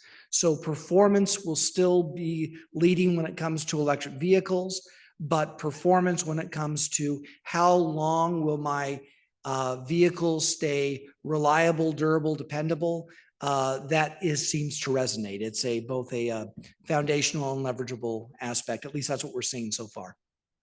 So basically like messaging around like engine health, it's kind of like good for the engine. Correct. That's the right way to go. Engine health, and that the farm, that it's based here in the US. There's a lot of nationalism that's going on right now, but I believe that exists even before our current administration. As previous research, someone mentioned earlier today, that ideal of the farmer being the hero, that still resonates today, and it resonates even stronger. These are the two leverageable messages. If there was a way to be able to prove that performance, in other words, when I step on the accelerator, I get to have more fun. If that was shown to be true for biofuels, then maybe that would work as well. But so far, that's not what's resonating with consumers.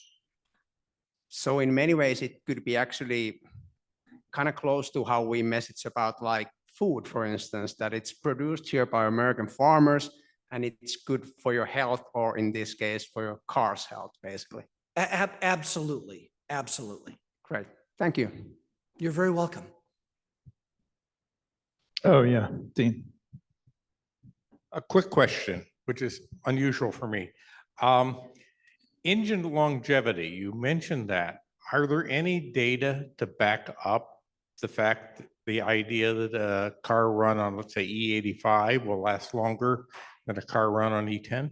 That's a wonderful question. And I leave that to those folks here in this room to talk about exactly what the vehicle can do. My main focus is to understand consumers and what motivates them. And I know that what has motivated them is the message that it does provide a cleaner engine. Now, based on the discussions I've had with many of you here today, it looks like that is an accurate piece. The higher the octane, the better the top tier fuel, the cleaner the vehicle is going to be. So my guess is that's probably correct, but my guess is there are folks here that can talk about that a lot better than I can. My focus again is consumers. Stefan. So I have to say it's a little bit uncomfortable topic, but what does keep me up a little bit is the news out of China and with BYD and how charging times have come down significantly, right? So are you studying that specifically, the impact of like convenience and how that could figure in the future for adoption of EVs? It's absolutely going to have a positive impact on EV sales here in the US if we're able to get charging times down, solid state batteries, et cetera. That's absolutely the case. The problem is how do I get that? Right now, when it comes to what are some of the greatest predictors of EV ownership? Well, you've got a house with a garage, and then you've got solar panels. If you don't have that, the ability to get into an EV because of current infrastructure, as well as Tesla rejection right now, is so very difficult. When people think, okay, I'm going to get an EV because I'll be in a city with, very small little commutes here or there. Well, in multi-unit dwellings, they're not able to enjoy that. In fact, I skipped over a slide to share with it, but I'm going to read it here because I think it's worthwhile. Oh, where did it go? Here we are.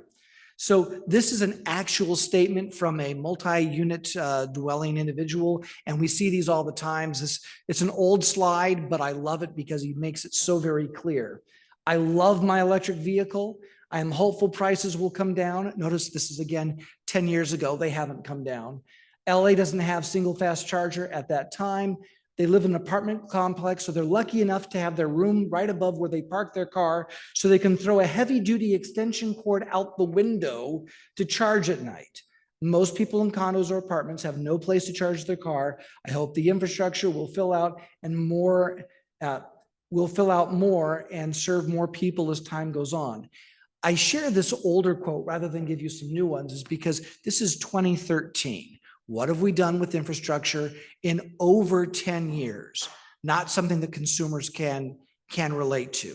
In short, while we are doing a better, or at least some folks in China are doing a lot of terrific things when it comes to battery technology. My goodness, it's fantastic. BYD, they're doing some great stuff. It's still irrelevant if I don't have a way to charge the vehicle. And if I don't have my own personal house, and my own solar panels, that really isn't going to happen. One of the things that I'll say here, I may have said it last year, I've had a lot of arguments with policymakers, especially in California, where they try to explain to me that, the 2035 EV mandate is going to happen. And, for decades, I've been saying there's no chance. More recently, I've been saying, okay, look, I've been to your house. I've seen your lawn. I know what your gardener's driving. He's not going to be able to pay for a $120,000 Ford F-150 because you don't pay him that much. Long story short, without people having personal homes, without them having significant amounts of money, it doesn't matter how good the battery technology get, it is still not going to be available to all folks. Right now, electrification is not an equitable solution, which is why in the end, even though Democrats want to support it, it's ultimately going to fail. All right. Great job, Alexander. Thanks. We've got a panel coming up. We've got a couple folks who are online, a couple folks here in the room. We've got Krista from NCGA, Steve Walk from ProTech, Brian West, and then Gail and Lena from Hormel. Come on up and or unmute, I guess. And I believe Krista is kicking us off. Krista, are you there?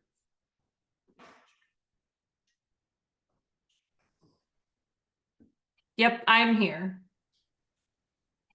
All right, I'm going to turn the floor over to you. And if you need anything, just let us know. Okay. Give me 1 second. I think, am I running my slides? I didn't send them very far ahead, so. Yes. Okay. I'm getting that shared right now. Sorry for the pause here.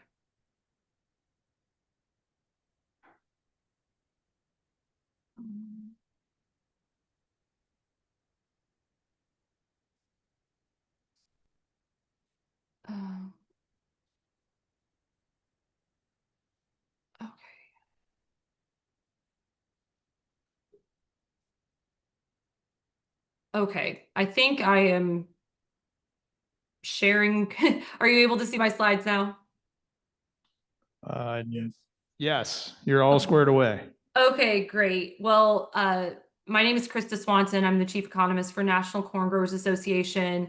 Thanks for the invitation to be here, letting me tune in virtually. So I guess part of this panel is focusing on the high octane, low carbon value add solution benefits. And I was tasked with, focusing on what this means in terms of jobs and economic development, and maybe tying that into some of the current administration's platform goals. And so I just thought maybe where I would start is in January, National Corn Growers Association released a corn competitiveness report, and the report was intended to be, our message to the incoming administration and the incoming Congress, on what corn would need to be competitive. And so one of our targets was to expand the use of US corn in ethanol. And we also outlined solutions. And one of those solutions was a high octane standard. And, kind of closing out that section of the report, we had this why it matters statement. And it's, US corn growers are ready to have a vital role in making America a dominant energy producer with abundant, low-cost American-made corn-based ethanol. And when you read that, you hear a lot of those, again, the current administration's priorities, and that was intentional, kind of going along with today's, talk to you.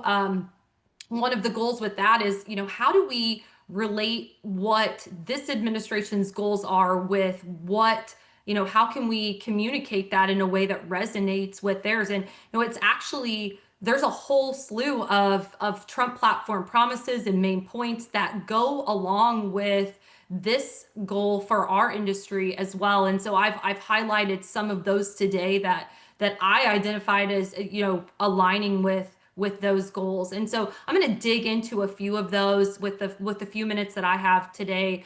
One of those is building the greatest economy. And, Renewable Fuels Association releases an annual report every year looking at the economic impact of the ethanol industry. So I pulled this figure from their report released earlier this year, looking at 2024. And we can see here that, ethanol creates US jobs, provides greater household income. It contributes to the nation's GDPs. It generates over 10 billion in tax revenues. And this is just the ethanol industry as it is today, or as it was in 2024. And as we think about what a high octane standard could do, we could look at ethanol having an even bigger contribution in these ways. As just one example, Growth Energy did a study a few years ago looking at similar type of economic impacts of what E15 would provide, and they showed compared to their baseline of the current use at that time, E15 more than doubling GDP and household income and increasing jobs 50%. So I think that serves as an example of, when we talk about higher ethanol blends or a higher octane standard, what could be achieved and the impact that could have on the economy. One of the other things is unleashing American energy. This graph here shows U.S. ethanol production and consumption. And when I think about unleashing that word, look at the growth that we had in this industry coming in from 2000 to about 2010 or 11. And then we've been kind of stable since then, and that's because we have these policy barriers. And so thinking about what could this industry do if those barriers weren't in place? Could we see that line, like that exponential growth rate that we saw in the early 2000s really take off and continue if we had the policy in place to be able to do so?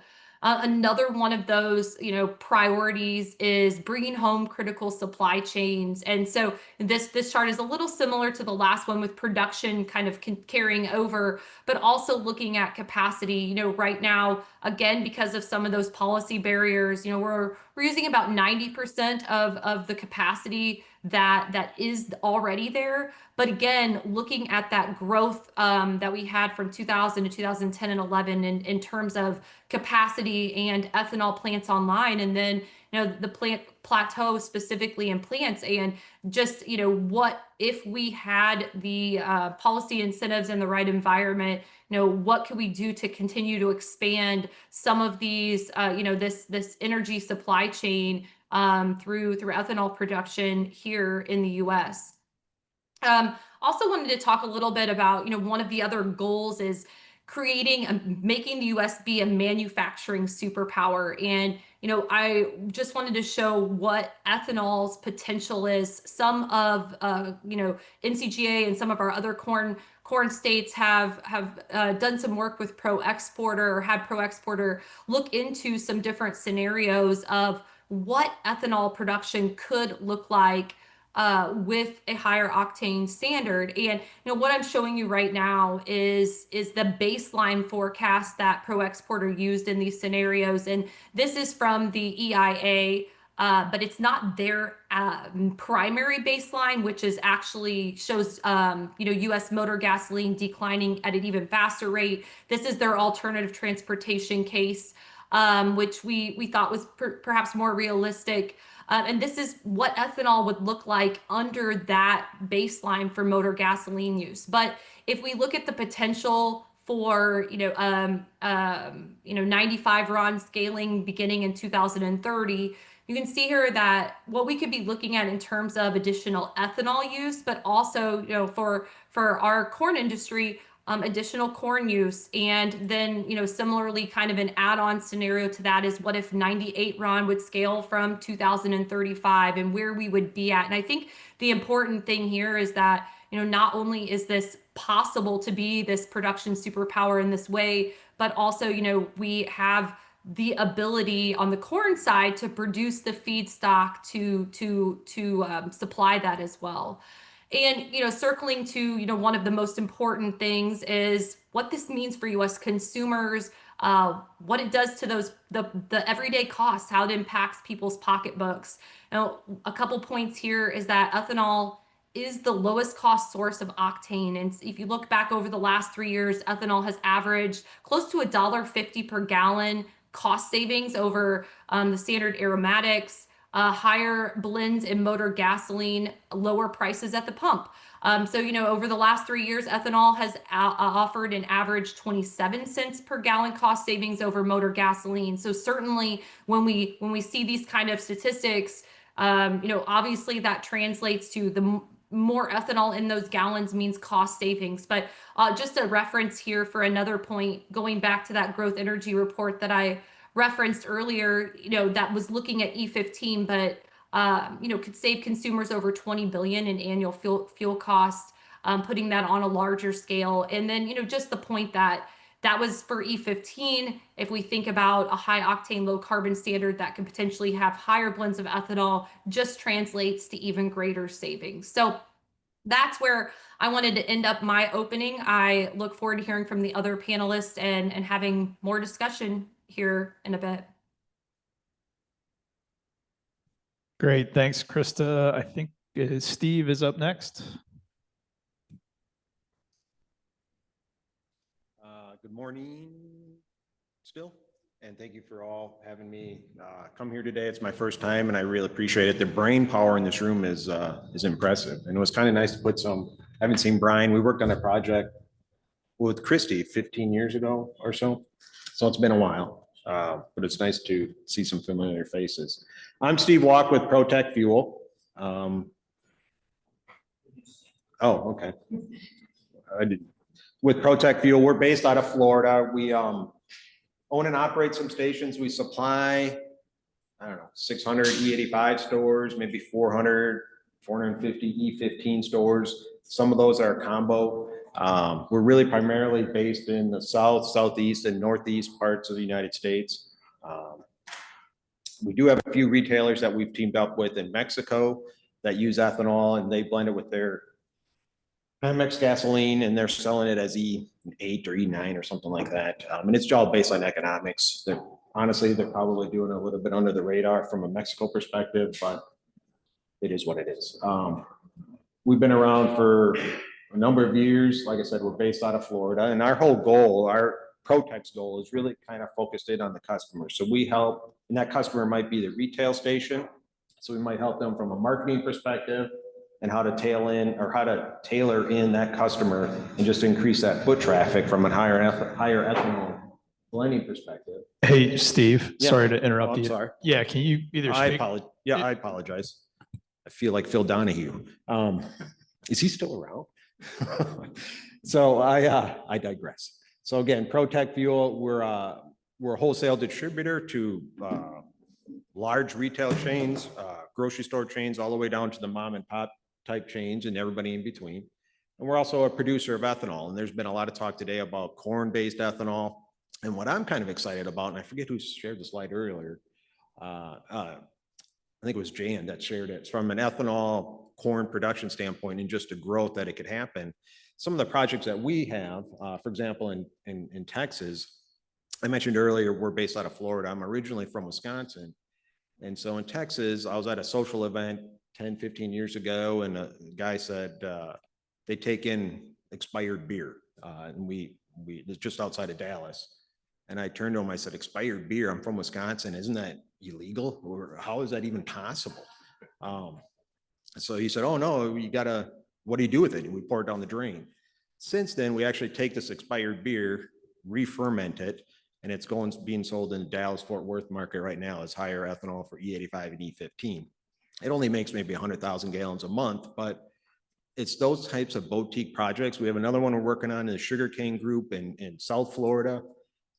They burn a lot of their sugar canes after the season, but there's still sugar in those canes. So there's a way to kind of use some of that to make some ethanol. So what I'm kind of getting at the point is it's some of these boutique products or boutique production facilities that I get excited about that are maybe not corn-based, but just a little bit different, that I think are all going to be kind of domestically made in that market, for example, in Dallas, Texas, consumed in Dallas, Texas, and it really cuts out a lot of logistics and a lot of distribution side of things.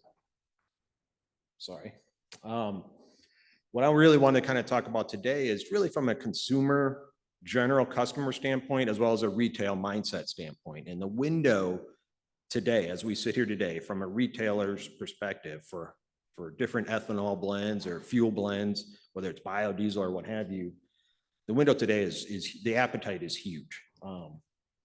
Whether it's, again, a mom and pop or a large grocery store chain or everything in between. There's been some talk about electric vehicles. The reason we've done a few electric vehicle charging stations at our stores, some in the Northeast in Baltimore and some in Miami. They've all been stores that we have what we call QSRs inside, which is restaurants. It's extremely difficult for us to quantify what our rate of return is because that electrical cost for that electric charging station at that station that's taking up a parking space, it costs us money for that energy. And they're typically doing it during the day, which is the highest cost. the economics are really hard to justify. And so we're not putting them in any other new stores that we do. We don't really have a big appetite to, but one thing from an ethanol, from a consumer, and there's been some stories shared, and I shared a few last night, is from a higher ethanol perspective, you can go a couple different routes. You can lower the cost of fuel, which is great. And I'll get into that here in a little bit, but we can also maybe appreciate, again, being from Florida, where we have a lot of hurricanes. And what we're seeing a lot of these weather patterns recently is that even though a hurricane might hit Fort Myers, we're located on the other side of the state, but we're having a lot of these spin-off tornadoes. And that's really causing havoc to the power supply in the sense that it was a year ago when the Fort Lauderdale terminal was shut down for a week, which, by the way, supplies all of South Florida. There is a Miami terminal, but most of it goes through the Fort Lauderdale. So there were stations without fuel, a few weeks, just because the terminal was underwater. And so to have that diversification of a fuel, our E85 stores were killing it. And we had so many people filling up with E85, even though their car wasn't a flex fuel vehicle, but what other options they have? And nobody broke down or anything like that. So it's just interesting to have that, from our perspective, to have that flexibility from a fuel supply and diversification really brings in that customer and differentiates us a little bit. One thing I wanted to mention, Reed mentioned today and I think there's a question on dispensers. When he says the dispenser is, Wayne is now E40 compatible, what that means, just so we're clear, is if I buy a dispenser from Wayne or Gabark or whomever, it's E40 compatible out of the box. I don't have to special order anything. That's just what it is. Even if I'm not putting in E40 or I'm just doing regular E10, it is already compatible for E40. To make it E85, it's maybe a couple grand to make it flex fuel capable, but it's really not that much more money to have that dispenser compatible. But we have converted stores from kerosene to diesel 30 years ago that are still in operation, 25 years ago that are still in operation today. And every state's a little bit different, so you have to get the state inspector approval. But there is a process to it. And we've luckily, some states are harder than others. Tennessee's harder than Texas. Florida, you can do a handful of things. Georgia, you can do basically whatever you want. And so you just kind of learn the ropes on some of these things. We've done all the different brands. Like I said, from the Northeast to the South to the Southeast. But one of the things that what we've learned over the years, and I'll share a quick story and then I'll kind of end quickly, is that this was a store, I think it was in West Palm Beach, Sunoco. We put in E85 and E15. It has 10 dispensers out on the island. And by the way, just to back up a second, when we do a new store or a customer of ours does a new store, Reed shared a slide that talks about the cost of it. If we're doing a new store ground up, or if we're remodeling a store and we're putting in a new tank, that incremental cost of that tank, if we're already busting up the concrete, putting in new lines, is about $2 per gallon equivalent. So if I put in a new tank and I want to put in a 10,000 gallon tank for E85, it's going to cost me 20,000 bucks more than what it otherwise would. It's an easy investment to make. And it's an easy decision to have that flexibility for that station to now sell whatever ethanol blend that may come down the road in the future, and have that station have the control of that fueling. But I digress. So one thing I also wanted to mention on the pricing, and I mentioned, and I saw on a previous slide, is what we've learned over the years is there's been some pressure on us to sell E15 at a discount to 87. What we've learned, and by the way, we don't call it E15. That's a disaster.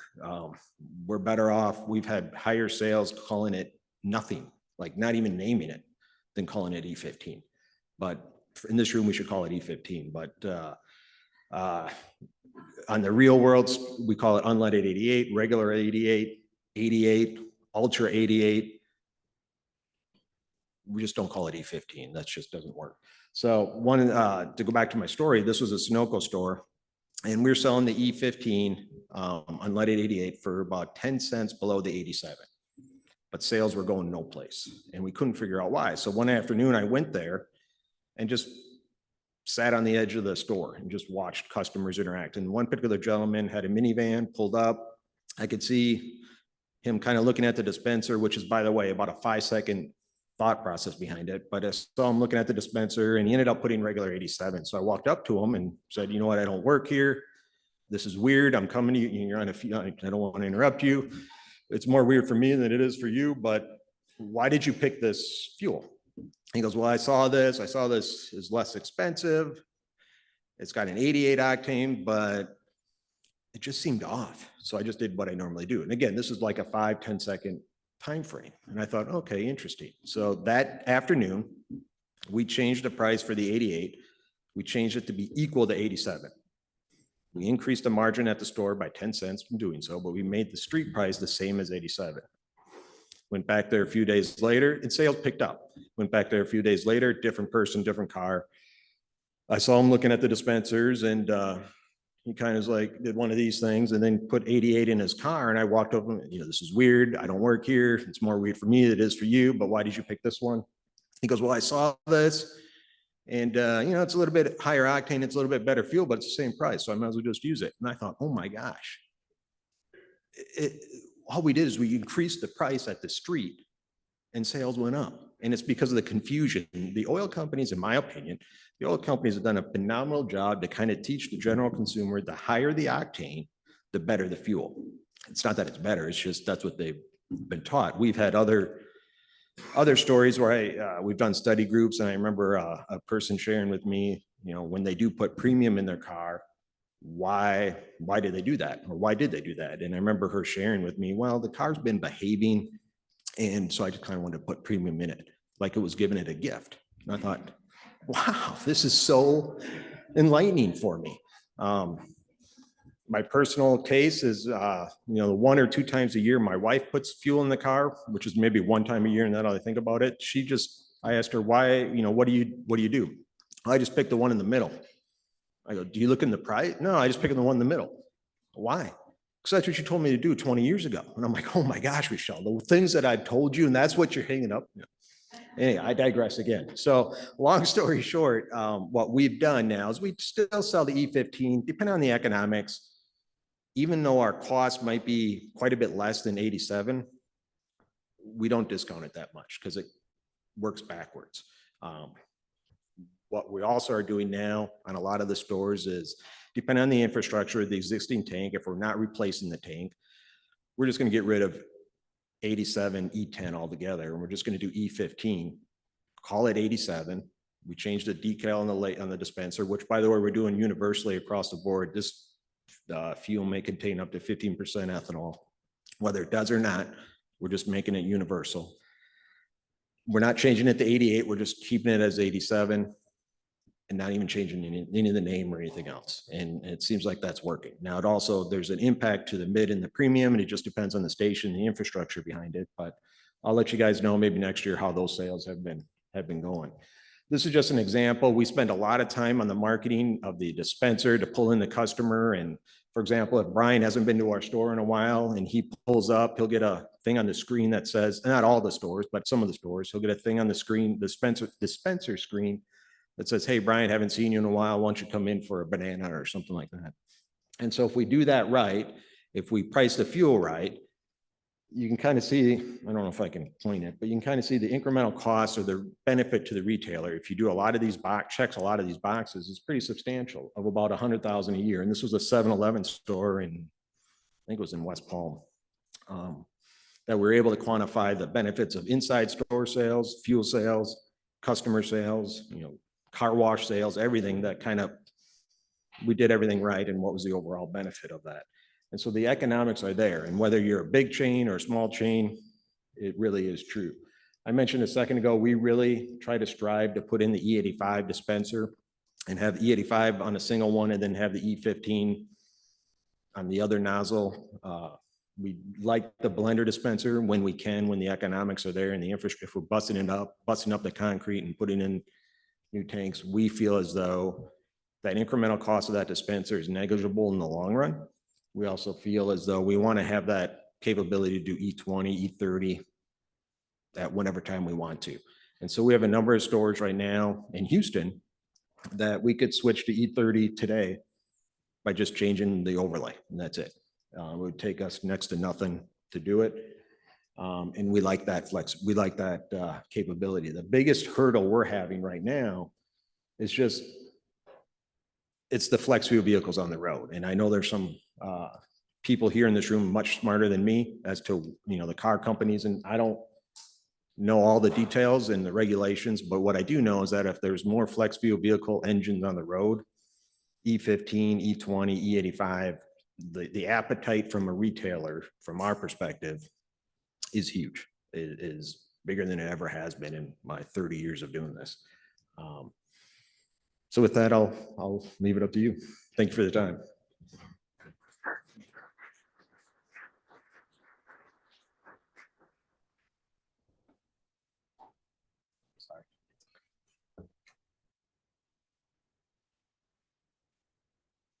Hey, good to see everybody again this year. So I want to talk about some of the benefits of ethanol blending. We heard some of them from Krista and Steve and others today. Domestically produced, of course, supports the rural economy, can reduce petroleum imports, lower cost to consumer, unless Steve is overcharging, lower life cycle greenhouse gas emissions, which we've talked about for years. Improved air quality. We've seen many examples of splash blending ethanol into gasoline, lower particulate matter emissions, and can also lower some reactive air toxics. And then improved efficiency, kind of 2 points here. One, a little known fact that I've learned from Tom Leone and others at the autos is even at really light load in a non-optimized engine, you get about 0.5% of efficiency boost with every 10% of ethanol. So that may not sound like much. It's certainly not something the consumer is going to see in their weekly fuel bill. But if we, for example, if we put E25 in 100% of the SI engines in the country, we'd save equivalent of 1 billion gallons of gasoline a year. And that's nothing to sneeze at when you think about an inelastic supply from an economic perspective. A hurricane wipes out a refinery in Houston or something, and the price of gas goes up dramatically. But what I really want to talk about, as you probably know, is octane number and how it dramatically improves that. Here's a plot of octane number versus ethanol content for 5 different gasolines. The lower the octane number of the gasoline, the bigger the boost. You get 2/3 of your boost from the first third of blending, which is why we spent so much time when I was at Oak Ridge in the E25 to E30 range. If you go back and look at our 2016 high octane fuel study report, we actually did some analysis on E40. So if you have a higher octane number and you design the engine for that, you can make more torque and power and do it more efficiently. So you can either make a car that's more exciting that maybe the customer likes, has better performance, or the manufacturer can downsize the engine and have even better fuel economy. So there's dozens and dozens of examples I could use here. I'm going to use one that I did, was funded by the corn growers. It's work that I did at Oak Ridge, and that's the one I'll share. So before we did anything to the truck, we just put E25 in it to see what would happen. And here's the example of the lower particulate matter. This is no changes to the truck at all, except the fuel. E25 in the truck lowered particulate matter by about 1/3, and that was statistically significant. Then we modified the engine. Dave Lose actually bought these pistons for us from Mala Powertrain. Mala produced millions and millions and millions of these 10-to-1 pistons you see on the left here for Ford for this 3.5 liter V6. Well, they've made this prototype for us, and you can see it's got a little bit higher dome there. That's what raises the compression ratio. So we swapped out the pistons to 12.2-to-1 compression and retested the truck. So here's wide open throttle performance for 3 conditions. First is E10 with the factory pistons, and don't worry about the number, it's kind of irrelevant. But what's relevant is the difference here. So by just putting E25 in the truck, it was 0.4 of a second faster at wide open throttle. And then after we changed the pistons with the high octane fuel, it was 0.7 of a second faster. And if you know anybody who races, they will kill you over 0.7 of a second. That's a big difference. So this is either a marketing tool for the manufacturer or an opportunity to downsize the engine. This is the 3.5 liter engine in the F-150. If we did this in the 2.7, maybe it would suck the headlights out of the 3.5 liter. So the fuel economy, this is miles per gallon gasoline equivalent. Think of it like miles per BTU. It's like an efficiency number. And again, the same colors, E10, E25, and E25 with high compression. And what we see is the on the USO6 test, which is a high load cycle, it has a lot of wide open throttle operation, a lot of knock limited operation. The E25 in the baseline vehicle gave us a statistically significant improvement in efficiency of about 2.5%. What was really significant is when we changed the pistons and we're looking at 5 to 6% efficiency boost across all conditions, wide open throttle, steady cruise, the city test, the highway, the US06, as well as just, we did something we called a steady state fuel economy test. So, you know, if you have a more efficient engine, what does that mean? It means lower CO2. So we had measured about 6% lower CO2 as a tailpipe. If we were going to give the E25 credit for being a renewable fuel, that would probably double that CO2 reduction from the lower CI of the ethanol.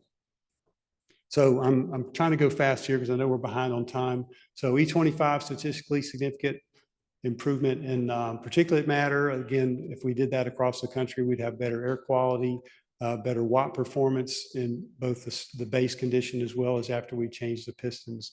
And then most significantly, a significant improvement in efficiency with the high compression pistons and high octane fuel. I always like to acknowledge the Department of Energy and my industrial partners. Without the work that I've done for the last 35 years, I wouldn't be in a position to stand up here and talk to you today. So I hope we still have time for some discussion. Thank you. Hi, Krista. All right. Thanks, Brian. I think we have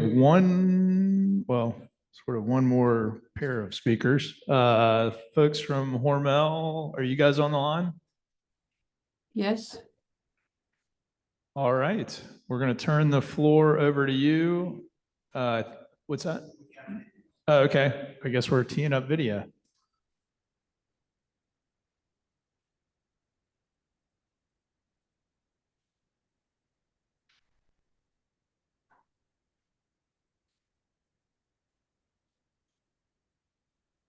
Hey, good morning, everyone at AAE. I hope that you had a good morning session, and I wish that I could be there with you in Detroit for your annual conference. I really appreciate and join with you in remembering and honoring Mr. Dave Luce, and he was so supportive of our project, such an early advocate and pioneer of this. And so thank you. I join with you in recognizing him. I also want to recognize each of you that are funders of the Biofuels Research Project. I believe that Mr. Rick Schwark of Absolute Energy will also be joining in the meeting. And truly want to thank each one of you for understanding the role of cancer-causing agents in our society. It's called epigenetics, and things that can impact human health through air, water, soil, a variety of things. And you at AAE, many of you are funders of our Biofuels Research Project. You would have received an update that was mailed out to you just yesterday, and that gives all of the details of the project as it stands. As a refresher, we started with phase 1, which was a review article.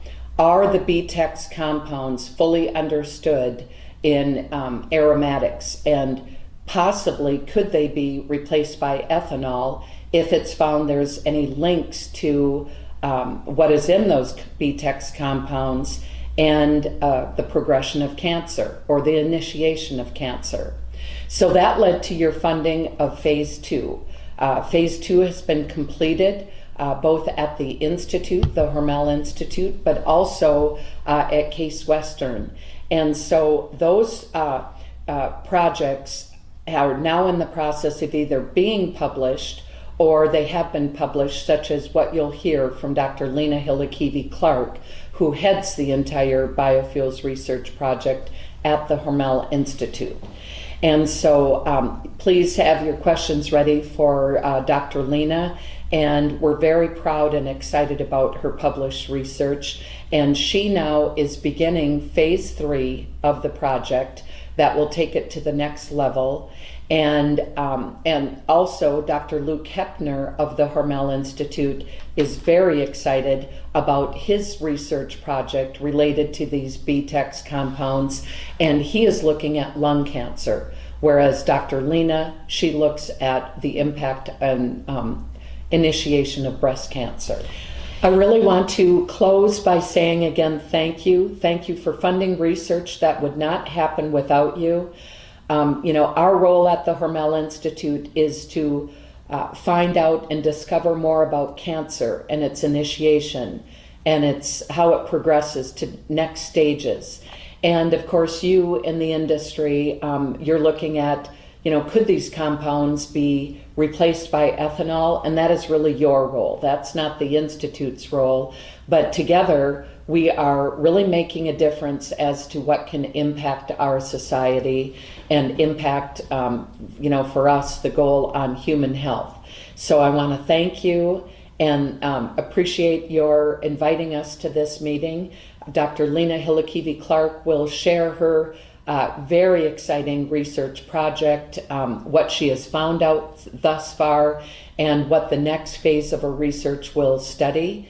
I want to thank Brenna Gerhardt for doing all of the behind the scenes managing of securing funds from several of you. And we really want to applaud you as an industry for looking at something that can make a difference for human health. So thank you, and we look forward to working with you throughout this next phase. Great. I think, Dr. Lena, I think we've got you up next, and we're running behind. So I would say if you can be more brief. I will be very brief. I don't have any PowerPoints prepared. So I come from a perspective of what affects cancer risk, and I particularly study breast cancer. We know breast cancer affects 1 in every 8 women, and the incidence just keeps increasing, particularly among young women. So that is women under 50. And we haven't really known what causes breast cancer. It seems sometimes that women themselves are being blamed for it. It's because they acquire education, they postpone having the first child, they use contraceptives, they start using hormone therapy, they don't eat properly, and God forbid they enjoy having a glass of wine daily. So now it has become very evident that it is actually the mutagens that women are exposed, and we all are exposed to, that are causing breast cancer, and they are radiation and then carcinogens, particularly polycyclic aromatic hydrocarbons. But it is not just that we are exposed to these carcinogens that makes us to get cancer, because our bodies are equipped by different defense mechanisms. So when there is some damage going on from exposures to carcinogens, our cells can repair it. So it is critical to figure out what makes some people not able to repair this damage, and some people repair it really well.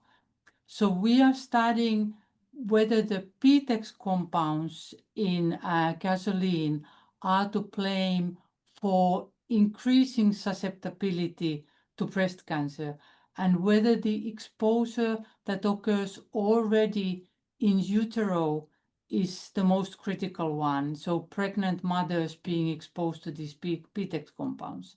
And we know from our research and other people's research that when you add ethanol to the gasoline, you dramatically reduce the PTEX compounds in gasoline. So that's what we are planning. We are studying at the moment, exposure early in life to PTEX compounds, and then exposing in the animal models, the animals to carcinogens, and looking if the PTEX compounds make them more likely to develop breast cancer. All right. Thank you, Dr. Lena. I appreciate the quick summary of your work and the video from Gail. Great panel. Thanks, everybody. A lot of good information. I'm going to throw it open to Just a couple questions. We're running late, but I'll open it up if folks have questions. Yeah, Stefan. That's my last comment. Yeah, I'm obviously part of this research, as you may know, this research group, and I'm sort of trying to bridge the gap between the fundamental research that's going on at Hormel and what the impact is on the ethanol industry, right? And I feel like what we're collecting here is the importance of substituting out the aromatics with higher ethanol blends, right? In road transportation fuels, but also in sustainable aviation fuels that also contain a lot of aromatics, right? And that's sort of the fundamental trail of publications that we are creating with this research. So again, that was the second research, and there's another paper in submission, and then another paper being researched, so in a research phase. So we're gonna create really a suite of publications that show the importance of the value of substituting out aromatics with biofuels. Great comment. Thanks. Any other questions? I know Steve Walk had to catch a plane, so if you have follow-up questions, you can follow up directly with him, or I can get a message to him as well. Do you mind if I pop in for a second on Zoom here? Hi, I'm Brenna. I work with Gail at the Hormel Institute, and I just want to reiterate that she is super bummed she couldn't be with you guys today. But she did want me to come on and just also say that we are working on a memorial plaque for Dave on our donor wall, and that we also want to give a huge thank you to Stefan Mueller. He's an amazing partner for us, and I'm so glad that you stood up and said something, Stefan, but we really value his input on this project as well. So also thank you again for inviting us to speak today. Great, thank you. Thanks to everybody on the panel, Krista, Dr. Lena, Brenna, Brian, and Steve. And with that, I think we were heading upstairs to lunch. Same place last night, so. And then we're back here at 1 o'clock. All right, thanks everybody, a long morning.